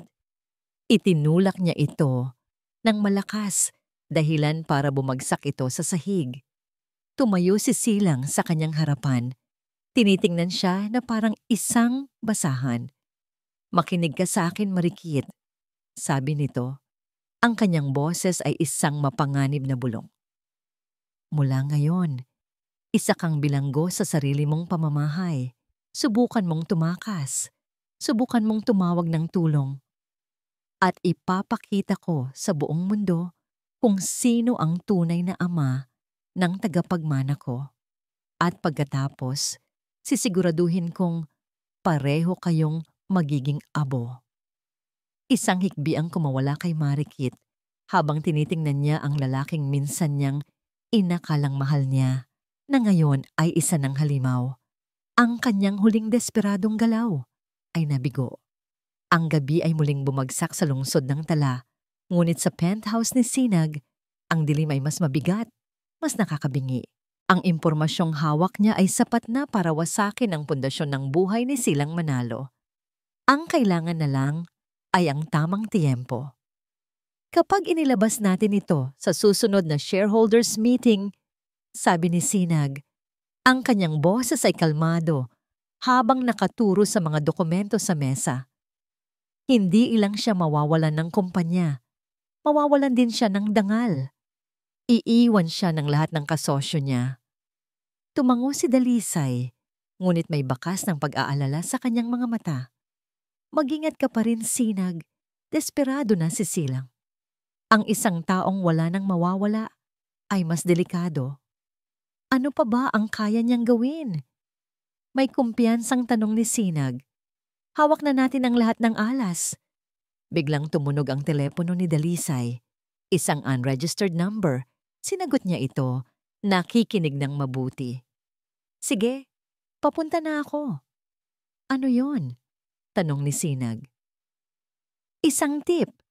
Mula sa source ko sa loob ng Manalo Heritage," sabi ni Dalisay. Mabilis na inaayos ang kanyang gamit. "May mga dokumento daw na itatapon si Silang ngayong gabi. Mga ebidensya ng panununog sa bodega mo. Gaganapin sa isang lumang warehouse sa may pier." Isang pakiramdam ng alanganin ang biglang naramdaman ni Sinag. "Masyadong madali. Baka patibong yan." "Alam ko," sagot ni Dalisay. Isinukbit ang kanyang jacket. Pero hindi natin pwedeng palampasin ang pagkakataong ito. Mag-iingat ako. Tatawag ako agad kapag nakuha ko na. Tumango si Sinag kahit may bumabagabag sa kanyang dibdib. Pinagmasdan niya si Dalisay na umalis hanggang sa magsara ang pinto ng elevator at naiwan siyang mag-isa sa malawak at tahimik na opisina. Lumipas ang 1 oras, 2. Walang tawag mula kay Dalisay. Sinubukan niyang tawagan ito, ngunit diretso lang sa voicemail. Ang alanganin sa kanyang dibdib ay unti-unti nang nagiging takot. At biglang, ang kanyang personal na telepono, isang numerong iilan lang ang nakakaalam, ay tumunog. Isa ring unregistered number. Nanginginig niyang sinagot ito. Hello? Isang pamilyar na tawa ang narinig niya mula sa kabilang linya. Isang tawang nagpabalik sa lahat ng sakit at takot mula sa gabing iyon sa bangin. Silang, nagulat ka ba, Liliwayway? Sabi ni Silang. Ang kanyang boses ay puno ng tagumpay at lason. O dapat ba kitang tawaging Sinag? Maganda ang pangalan, nakakasilaw, pero lahat ng ilaw namamatay rin. Nasaan si Dalisay? Sigaw ni Sinag. Ang kanyang pagkukunwaring kalmado ay nabasag na. Ang anino mo? Huwag kang mag-alala. Kasama ko siya. Sagot ni Silang. Biglang, naririnig ni Sinag ang isang malakas na kalabog sa kabilang linya. Sinundan ng isang ungol ng sakit. Huwag kang makikinig sa kanya, Sinag. Sigaw ng boses ni Dalisay, mahina at hirap, ngunit puno pa rin ng katapangan. Narinig mo yon? Sabi ni Silang. Matapang pa rin siya, pero lahat ng tao may hangganan. Napasabunot si Sinag sa kanyang buhok. Ang kanyang isip ay naghahanap ng paraan para makatakas sa sitwasyong ito. Anong kailangan mo, Silang? Pera? Sabihin mo. Hindi na pera ang usapan dito, Liwayway. Ito ay tungkol sa kapangyarihan. Kinuha mo ang lahat sa akin. Ngayon, ibabalik mo. Ang boses ni Silang ay naging seryoso at puno ng utos. Gusto kong makita ang mga papeles, ang share transfer documents. Pipirmahan mo ang lahat, ibabalik sa akin ang kontrol sa kumpanya. At pagkatapos, ikaw at ang anino mo ay maglalaho na parang bula.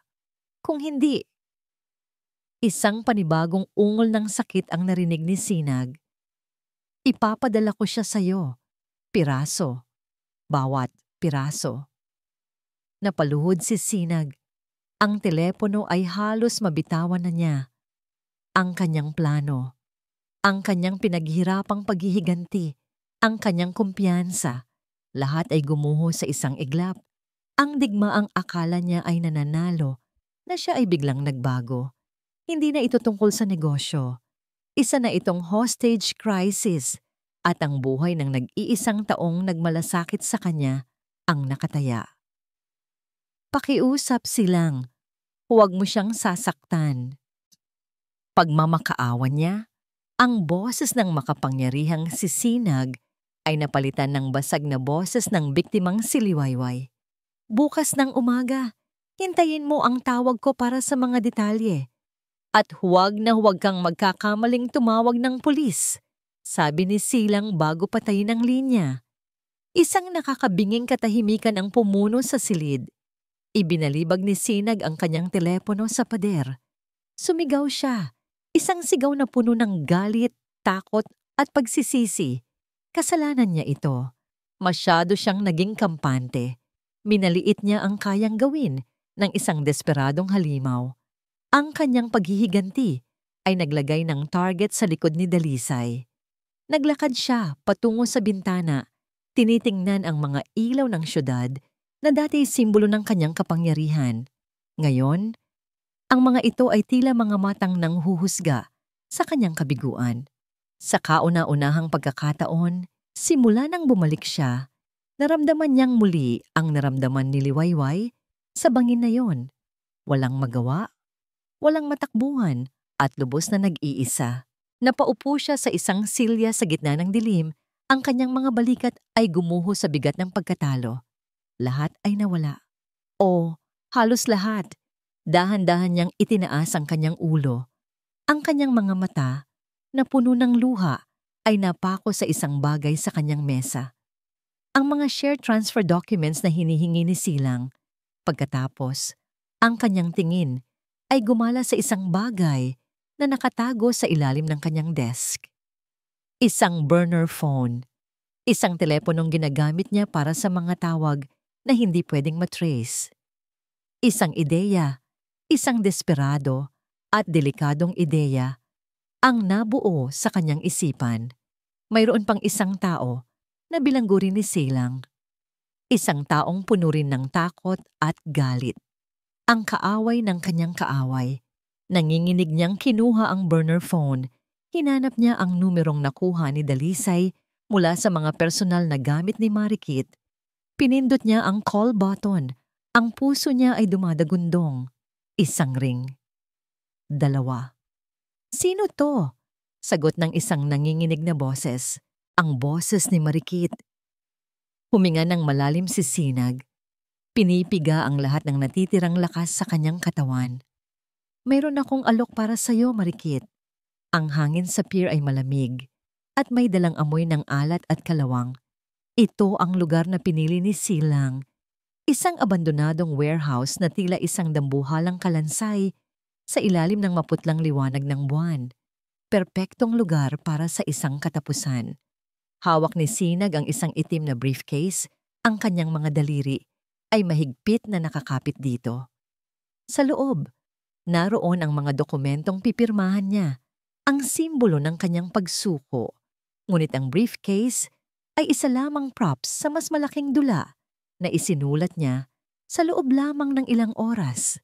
Ang kanyang puso ay isang pinaghalong takot at determinasyon.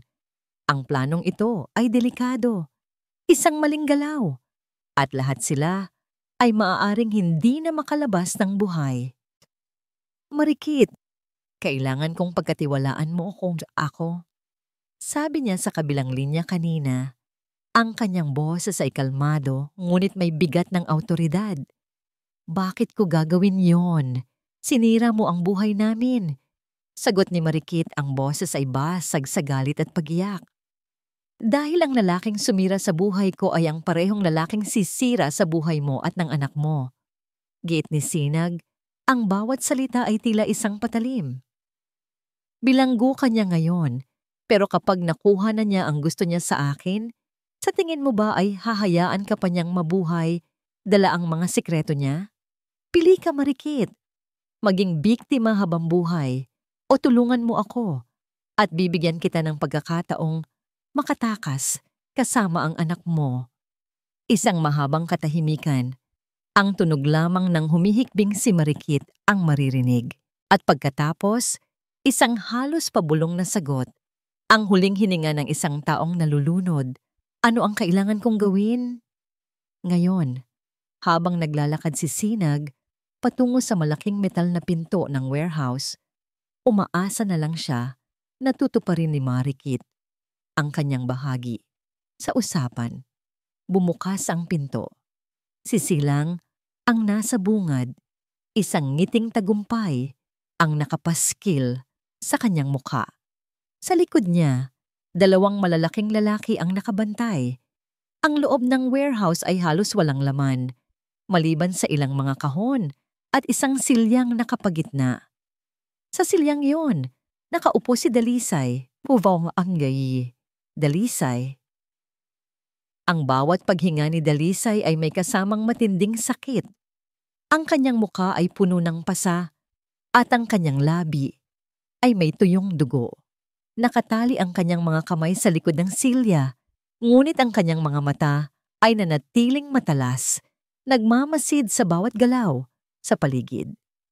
Ang sakit ng katawan ay wala kumpara sa bigat ng pagkatalo na nararamdaman niya.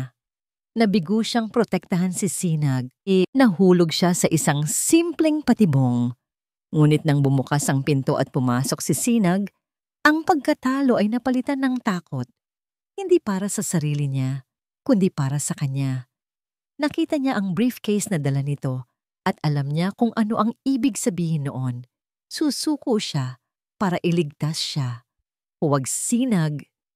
Gusto niyang isigaw, ngunit isang panyo ang nakabusal sa kanyang bibig. Naglakad si Sinag palapit. Ang bawat hakbang ay kalmado at may bigat. Ang kanyang mga mata ay hindi tumingin kay Silang, kundi diretso sa kanya. Sa isang saglit na yon, isang mensahe ang tila ipinahiwatig ng kanyang mga mata. Magtiwala ka sa akin. POV, Sinag. Gusto kong makita na ayos lang siya, sabi ni Sinag. Ang kanyang boses ay malamig. Huminto siya ilang metro mula kay Silang. Isang senyas mula kay Silang at inalis ng isa sa mga tauhan nito ang busal sa bibig ni Dalisay. Umalis ka na, Sinag! Huwag mo tong gawin! Sigaw agad ni Dalisay. Ang kanyang boses ay hirap, ngunit puno ng babala. Tingnan mo nga naman, sabi ni Silang, tuwang-tuwa sa sitwasyon. Isang asong matapat hanggang sa huli. Huwag kang mag-alala, Dalisay. Pagkatapos nito, pagsasamahin ko kayong muli sa ilalim ng lupa. Humarap si Silang kay Sinag. Ang mga papeles. Inilapag ni Sinag ang briefcase sa isang kalawanging mesa sa pagitan nila. Binuksan niya ito at inilabas ang mga dokumento at isang ballpen. Bago ako pumirma, gusto kong malaman. Bakit, Silang? Bakit mo ginawa ang lahat ng ito? Hindi pa ba sapat ang lahat ng ibinigay ko sa iyo noon? Isang mapait na tawa ang kumawala kay Silang. Ibinigay? Liwayway, ang lahat ng yon ay limos lang. Limos mula sa mayamang pamilya mo. Palagi akong anino lang, ang asawa ni Liwayway, ang tagapamahala ng yaman ni Liwayway. Gusto kong magkaroon ng sarili kong pangalan, ng sarili kong yaman. Kahit na kailangan mong pumatay para doon? Lalo na kung kailangan kong pumatay para doon, sagot ni Silang. Ang kanyang mga mata ay nag-aapoy sa kasakiman. Ngayon, pumirma ka na. Dahan-dahang kinuha ni Sinag ang ballpen. Tiningnan niya si Dalisay. Pagkatapos ay si Silang. Ang oras ay tila bumagal. Inilapat niya ang dulo ng ballpen sa papel. Ito na ang sandaling hinihintay ni Silang. Ang sandali kung saan ang lahat ng atensyon nito ay nakatuon sa kanyang pagpirma. At sa sandaling iyon, lahat ng ilaw sa warehouse ay biglang namatay. Isang sigaw ng pagkalito ang maririnig mula sa mga tauhan ni Silang. Isang perpektong, nakakabinging kadiliman. Ito ang senyas. Sa likod ng warehouse mayroong main circuit breaker. Paliwanag ni Sinag kay Marikit sa telepono kanina. Eksaktong 10:00, kailangan mong ibaba ang lahat ng switch. Bibigyan ka nito ng sapat na oras para tumakas kasama ang anak mo. May sasakyang naghihintay sa iyo sa kabilang kalsada. Huwag kang lilingon pabalik. Sa gitna ng kaguluhan, mabilis na kumilos si Sinag. Itinapon niya ang briefcase sa sahig para lumikha ng ingay sa isang direksyon. Habang siya ay gumagalaw sa kabilang direksyon, patungo sa kinaroroonan ni Dalisay, Pop Dalisay. Nang mamatay ang mga ilaw, alam na ni Dalisay na may plano si Sinag. Ang kanyang mga taon ng training bilang pulis ay bumalik sa kanya. Pinakiramdaman niya ang paligid, pinakinggan ang mga yabag. Narinig niya ang pagbagsak ng briefcase at ang mga sigaw ng mga tauhan ni Silang na gumagalaw patungo doon. Maya-maya, naramdaman niya ang isang presensya sa kanyang likuran. Dalisay, bulong ng boses ni Sinag. Ang kanyang mga daliri ay mabilis na kinakalag ang mga lubid sa kanyang kamay. Ang buhol ay mahigpit, ngunit ang determinasyon ni Sinag ay mas mahigpit. Nandito ako, sagot niya. Ang kanyang boses ay puno ng ginhawa at paghanga. Biglang, isang flashlight ang bumukas. Ang liwanag ay tumama sa kanilang dalawa. Isa sa mga tauhan ni Silang ang nakakita sa kanila. Boss! Nandito sila! Ngunit bago pa man makakilos ang lalaki, isang anino ang mabilis na gumalaw Mula sa likod ng mga kahon, si Sinag, gamit ang isang tubo na nakuha niya sa dilim, ay buong lakas na ipinalo ito sa braso ng lalaki, dahilan para mabitawan nito ang baril at flashlight. Sa wakas, nakawala ang mga kamay ni Dalisay. Mabilis niyang dinampot ang baril sa sahig. Tumayo siya, at kahit masakit ang kanyang katawan, handa siyang lumaban. Sa likod ko, utos niya kay Sinag. Ang isa pang tauhan ni Silang ay sumugod sa kanila, ngunit sinalubong ito ni Dalisay ng isang malakas na suntok sa panga na nagpatumba dito. Ngayon, silang dalawa na lang at si Silang ang natitira sa gitna ng kadiliman na bahagyang naiilawan ng flashlight na nakakalat sa sahig.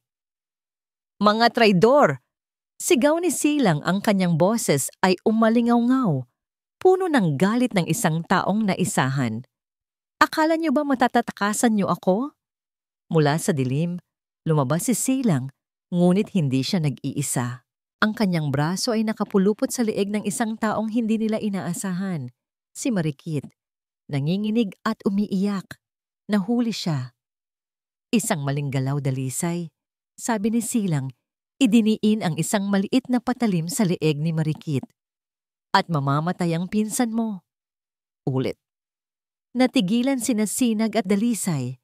Ang kanilang maliit na tagumpay ay biglang naging isang panibagong bangungot. Ngunit sa gitna ng takot, tumingin si Sinag diretso sa mga mata ni Silang. At sa kauna-unahang pagkakataon, hindi na si Sinag ang nagsalita. "Hindi ako si Sinag," sabi niya. Ang kanyang boses ay nagbago, naging mas malalim, mas personal, at puno ng lahat ng sakit at puot na kinimkim niya sa loob ng 5 taon. "Ako ang bangungot na nilikha mo. Ako si Liwayway." Itinutok ni Dalisay ang baril, ngunit isang senyas mula kay Liwayway ang pumigil sa kanya. Ang gabi ay hindi pa tapos. Ang huling pagtutuos ay ngayon palang magsisimula. Ang malamig at artificial na liwanag ng istasyon ng pulis ay isang malupit na paggising mula sa bangungot sa warehouse. Ang amoy ng kape, papel at pagkadismaya ay pumuno sa hangin. Nakaupo si Liwayway sa isang matigas na upuan sa isang sulok, isang kumot na ibinigay ng isang pulis ang nakabalot sa kanyang mga balikat. Sa kanyang tabi, si Dalisay, nakagagaling lang sa medikal na pagsusuri, ay tahimik na nakabantay. Sa kabilang dako ng silid, sa magkahiwalay na interogasyon, ang perpektong pamilya ay tuluyan ng gumuho. Siya ang may pakanalang lahat. Sigaw ni Marikit. Ang kanyang boses ay nanginginig at puno ng lason habang nakaturo kay Silang. "Pinilit niya ako. Tinakot niya ako. Sinabi niyang papatayin niya ako kung hindi ako susunod sa kanya sa gabing iyon." "Sinungaling!" Ganti ni Silang mula sa kabilang kwarto. Ang kanyang boses ay umalingaw-ngaw sa pasilyo. "Kasama ka sa plano mula sa simula, Marikit. Huwag kang magmalinis. Ikaw ang mas may gusto nito dahil sa inggit mo kay Liwayway." Pinanood ni Liwayway ang tanawin. Ang 2 taong minsan niyang minahal at pinagkatiwalaan ay parang mga asong ulol na nagkakagatan ngayon. Bawat isa ay desperadong iligtas ang sarili. Ang bawat ebidensya ko ay inilalatag sa mesa. Ang voice recorder na nakuha mula kay Silang, ang mga dokumento ng pagnanakaw na isinuko ni Marikit bilang kapalit ng mas magaan na sentensya, ang testimonya ni Dalisay tungkol sa panununog. At ang huli, ang pinakamatinding pasabog, ang resulta ng DNA test. Nang ipakita ito kay Silang, ang kanyang pagiging arogante ay biglang naglaho. Tinitigan niya ang papel. Ang kanyang mukha ay namutla. Ang pangalan ni Leo Valdez ay tila isang tatak na sumusunog sa kanyang mga mata. Tumingin siya kay Marikit, hindi na may galit, kundi may isang uri ng pagkasuklam na mas malalim pa. "Ang buong buhay natin ay isang kasinungalingan," Bulong niya, sapat na para marinig ng lahat. Sa sandaling iyon, nanalo si Liwayway. Lahat ng pinlano niya ay nangyari. Ang kanilang mga sikreto ay nabunyag. Ang kanilang mga maskara ay nalaglag. Ang kanilang mundo ay gumuho. Ngunit habang pinagmamasdan niya ang mga durog na piraso ng kanilang buhay, walang dumating na kasiyahan, walang pakiramdam ng tagumpay, tanging isang malawak at malamig na kawalan. Ang apoy ng kanyang paghihiganti na nag-alab sa loob ng 5 taon at nagbigay sa kanya ng layunin ay biglang namatay. At ang naiwan ay abo at lamig. Nanalo ako, Dalisay. Pero bakit parang talo pa rin ako? Gusto niyang sabihin, ngunit walang salitang lumabas. Bago sumikat ang araw, natapos ang lahat ng proseso. Sina Silang at Marikit ay dinala na sa kanilang mga selda, naghihintay ng formal na pagsasakdal. Habang naglalakad palabas ng istasyon, ang unang sinag ng bukhang Liwayway ay tumama sa mukha ni Liwayway. Saan mo gustong pumunta? Tanong ni Dalisay. Ang kanyang boses ay malumanay. Hindi siya sumagot. Naglakad lang siya at sumunod lang si Dalisay. Dinala siya ng kanyang mga paa sa isang pamilyar na lugar. Ang dalampasigan. Ang parehong dalampasigan kung saan siya unang iniligtas ni Dalisay mula sa kamatayan. Umupo sila sa buhangin, pinapanood ang dahan-dahang pag-angat ng araw sa abot tanaw. Ang mga alon ay marahang humahampas sa dalampasigan, tila binubura ang lahat ng bakas ng nakaraan. Tapos na, sabi ni Dalisay. Tumango si Liwayway. Ang kanyang tingin ay nasa malayo. Tapos na nga, 5 taon. 5 taon ng buhay ko ang ginugol ko para sa gabing ito. At ngayon na nandito na, hindi ko alam kung ano ang mararamdaman ko. Tumingin siya kay Dalisay. Ang kanyang mga mata ay nagpapakita ng lahat ng pagod at kalituhan na kanyang nararamdaman. Dapat masaya ako, di ba? Dapat magaan ang pakiramdam ko. Pero bakit parang may kulang pa rin? Bakit mas mabigat pa yata sa dibdib? Hindi nagsalita si Dalisay. Hinayaan lang niya itong ilabas ang lahat. Ang paghihiganti, hindi pala nito kayang ibalik ang nawala. Pagpapatuloy ni Liwayway, ang kanyang boses ay nagsimulang manginig. Hindi nito maibabalik ang anak ko. Hindi nito maibabalik ang mga taon na sana ay masaya ako. Ginawa ko ang sarili kong bilanggo ng galit, Dalisay. Naging katulad din nila ako. At doon, sa harap ng bukang Liwayway na minsang ipinangalan sa kanya, isang bagay na matagal na niyang kinalimutan ang nangyari. Isang luha. Isang mainit na patak ang gumulong sa kanyang pisngi. Sinundan pa ng isa at isa pa. Hanggang sa ang kanyang mga balikat ay nagsimula ng mayanig. Ang pader na binuo niya sa paligid ng kanyang puso sa loob ng 5 taon ay tuluyan ng gumuho. Umiyak siya.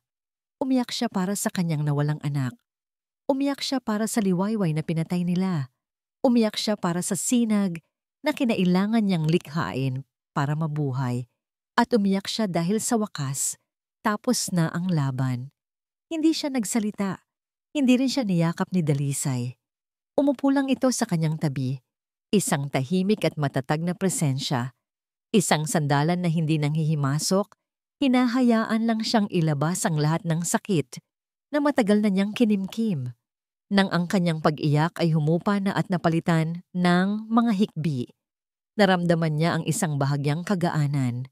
Hindi pa ito kapayapaan, ngunit isa na itong simula.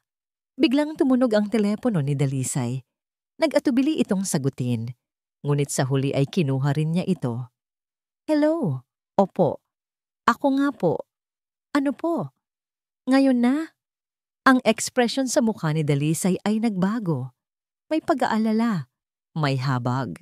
Ibinalingin niya ang kanyang tingin kay Liwayway pagkatapos ibaba ang tawag. Tumawag ang Department of Social Welfare, sabi niya ng marahan. Si Marikit, wala siyang ibang kamag-anak na pwedeng pagkatiwalaan. Hindi maintindihan ni Liwayway. Anong ibig mong sabihin? Huminga ng malalim si Dalisay at ang mga susunod niyang salita ay isang tanong na hindi niya inaasahan. Ang anak niya, ang bata, sabi ni Dalisay. Ang kanyang mga mata ay nakatitig sa kanya, puno ng isang tahimik na tanong. Kailangan niya ng isang temporary home, isang foster parent, habang inaayos ang kaso. Ang ingay ng mga alon ay tila biglang humina. Ang mundo ni Liwayway na kagigising lang mula sa isang bangungot ay biglang hinarap sa isang imposible at nakakabiglang posibilidad. Lumipas ang isang taon. Ang hangin na dumadampi sa pisngi ni Liwayway ay hindi na malamig at puno ng alat ng pier, kundi mainit at may dalang amoy ng mga bulaklak mula sa hardin. Ang bahay na tinutuluyan nila ngayon ni Dalisay ay malayo sa karangyaan ng penthouse ni Sinag, ngunit puno ito ng isang bagay na hindi kayang bilhin ng pera. Kapayapaan. Isang maliit na bahay malapit sa dalampasigan kung saan ang tanging maririnig mo sa umaga ay ang huni ng mga ibon at ang tawanan ng isang bata. Mami, Mami, tingnan mo. Napangiti si Liwayway nang makita ang isang maliit na batang lalaki na tumatakbo palapit sa kanya.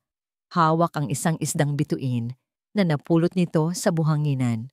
Ito si Aki, ang batang walang kasalanan na naipit sa gitna ng lahat. Ang anak ni Marikit. Ang desisyong ampunin siya kahit pansamantala lang sa simula. Ang pinakamahirap at pinakamahalagang desisyon na ginawa ni Liwayway sa kanyang buhay. Noong una, bawat tingin niya sa bata, nakikita niya ang anino ni Marikit, ang anino ng kataksilan. Ngunit habang tumatagal, ang nakikita na lang niya ay isang batang uhaw sa pagmamahal, isang inosenteng kaluluwa na nangangailangan ng gabay. At sa pag-aalaga niya kay Aki, hindi niya namamalayan. Unti-unti na rin niyang ginagamot ang sarili niyang puso. Wow! Ang ganda naman niyan, anak, sabi ni Liwayway, hinaplos ang buhok ng bata. Ang salitang anak ay kusa na lang lumalabas sa kanyang bibig, natural at puno ng pagmamahal. Dumating si Dalisay mula sa likod bahay, may dalang isang basket ng mga bagong pitas na gulay. Ang dating anino na laging seryoso ay napalitan ng isang lalaking may ngiti sa mga labi. Isang lalaking natagpuan na rin ang sariling kapayapaan.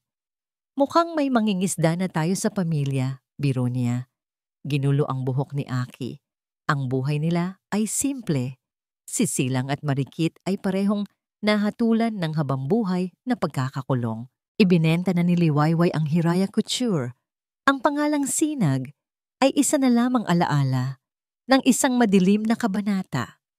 Ang lahat ng kanyang yaman at ang na-recover na pera mula sa Manalo Heritage ay inilagay niya sa isang pundasyon, ang Liwayway Foundation, na tumutulong sa mga kababaihang biktima ng karahasan at pang-aabuso. Hindi niya maibabalik ang nakaraan, ngunit kaya niyang tumulong na bumuo ng isang mas magandang kinabukasan para sa iba. Isang hapon, dinala ni Liwayway si Aki sa sementeryo. Hindi ito isang malungkot na pagbisita. Umupo sila sa damuhan, sa harap ng lapida na may nakaukit na munting anghel. Sino po siya, Mami? Tanong ni Aki, ang kanyang mga mata ay puno ng inosenteng pagtataka. Huminga ng malalim si Liwayway. Isang ngiti ang nasa kanyang mga labi. Siya ang kuya mo, sagot niya ng marahan. Nasa langit na siya at binabantayan kanya palagi. Kaya dapat lagi kang maging isang mabuting bata, ha? Tumango si Aki. Kumuha ito ng isang maliit na bulaklak na pinitas nito sa daan at maingat na inilapag sa ibabaw ng lapida. Para sa'yo, kuya. Sa sandaling iyon, naramdaman ni Liwayway ang isang kumpletong paghilom. Ang sakit ay naroon pa rin. Isang peklat na hindi na mawawala. Ngunit hindi na ito masakit kapag hinihipo. Ito ay isa na lamang paalala ng kanyang pinagdaanan, ng kanyang katatagan, at ng kanyang kakayahang magmahal muli. Tumingala siya sa langit. Salamat anak, malaya na si Mami. Hatabasi. Kinagabihan, habang naghahanda sila ng hapunan, biglang nakaramdam si Liwayway ng isang bahagyang pagkahilo. Napakapit siya sa mesa. Ayos ka lang, mahal? Nag-aalalang tanong ni Dalisay. Agad na lumapit sa kanya. Oo, nahilo lang ako bigla, sagot ni Liwayway. Siguro napagod lang ako kanina. Ngunit ang pagkahilong yon ay naging pamilyar. Isang pakiramdam na minsan na niyang naramdaman, 5 taon na ang nakalipas. Isang hindi kapani-paniwalang pag-asa ang biglang sumibol sa kanyang puso. Kinabukasan, habang si Dalisay at Aki ay nasa dalampasigan, nanginginig na tiningnan ni Liwayway ang isang maliit na puting bagay sa kanyang kamay. Isang pregnancy test. At dito, may 2 malinaw na pulang linya. Hindi niya napigilan ang mga luhang bumagsak mula sa kanyang mga mata. Ngunit hindi ito luha ng kalungkutan. Ito ay luha ng purong saya at pasasalamat. Ang sinabi ng mga doktor na imposible, ang biyayang akala niya ay tuluyan ng ipinagkait sa kanya, ay isang himala na ngayon ay nasa kanyang sinapupunan. Tumakbo siya palabas ng bahay, patungo sa dalampasigan kung saan naglalaro ang kanyang mag-ama. Nakita siya ni Dalisay, ang kanyang muka ay puno ng pag-aalala nang makita siyang umiiyak. Liwayway, anong nangyayari? Hindi siya nagsalita. Ngumiti lang siya, isang ngiting abot langit. At dahan-dahang inilagay ang kamay ni Dalisay sa kanyang tiyan. Nangunot ang noo ni Dalisay sa pagkalito, ngunit nang makita nito ang kislap sa mga mata ni Liwayway, ang kislap ng isang bagong pag-asa, unti-unti niyang naunawaan. Nanlaki ang kanyang mga mata sa pagkagulat at hindi masukat na galak. Totoo ba ito? Halos pabulong niyang tanong. Tumango si Liwayway. Ang mga luha ay patuloy na dumadaloy. Magiging tatay ka na. Binuhat siya ni Dalisay at umikot-ikot sila sa dalampasigan. Ang kanilang mga tawa ay sumasabay sa hampas ng mga alon. Lumapit si Aki. Hindi maintindihan ang nangyayari. Ngunit nakitawa na rin. Masaya, dahil masaya ang kanyang mga magulang. Niyakap nilang tatlo ang isa't isa nang mahigpit habang ang araw ay dahan-dahang lumulubog sa kanluran, nag-iiwan ng kulay ginto at rosa sa kalangitan.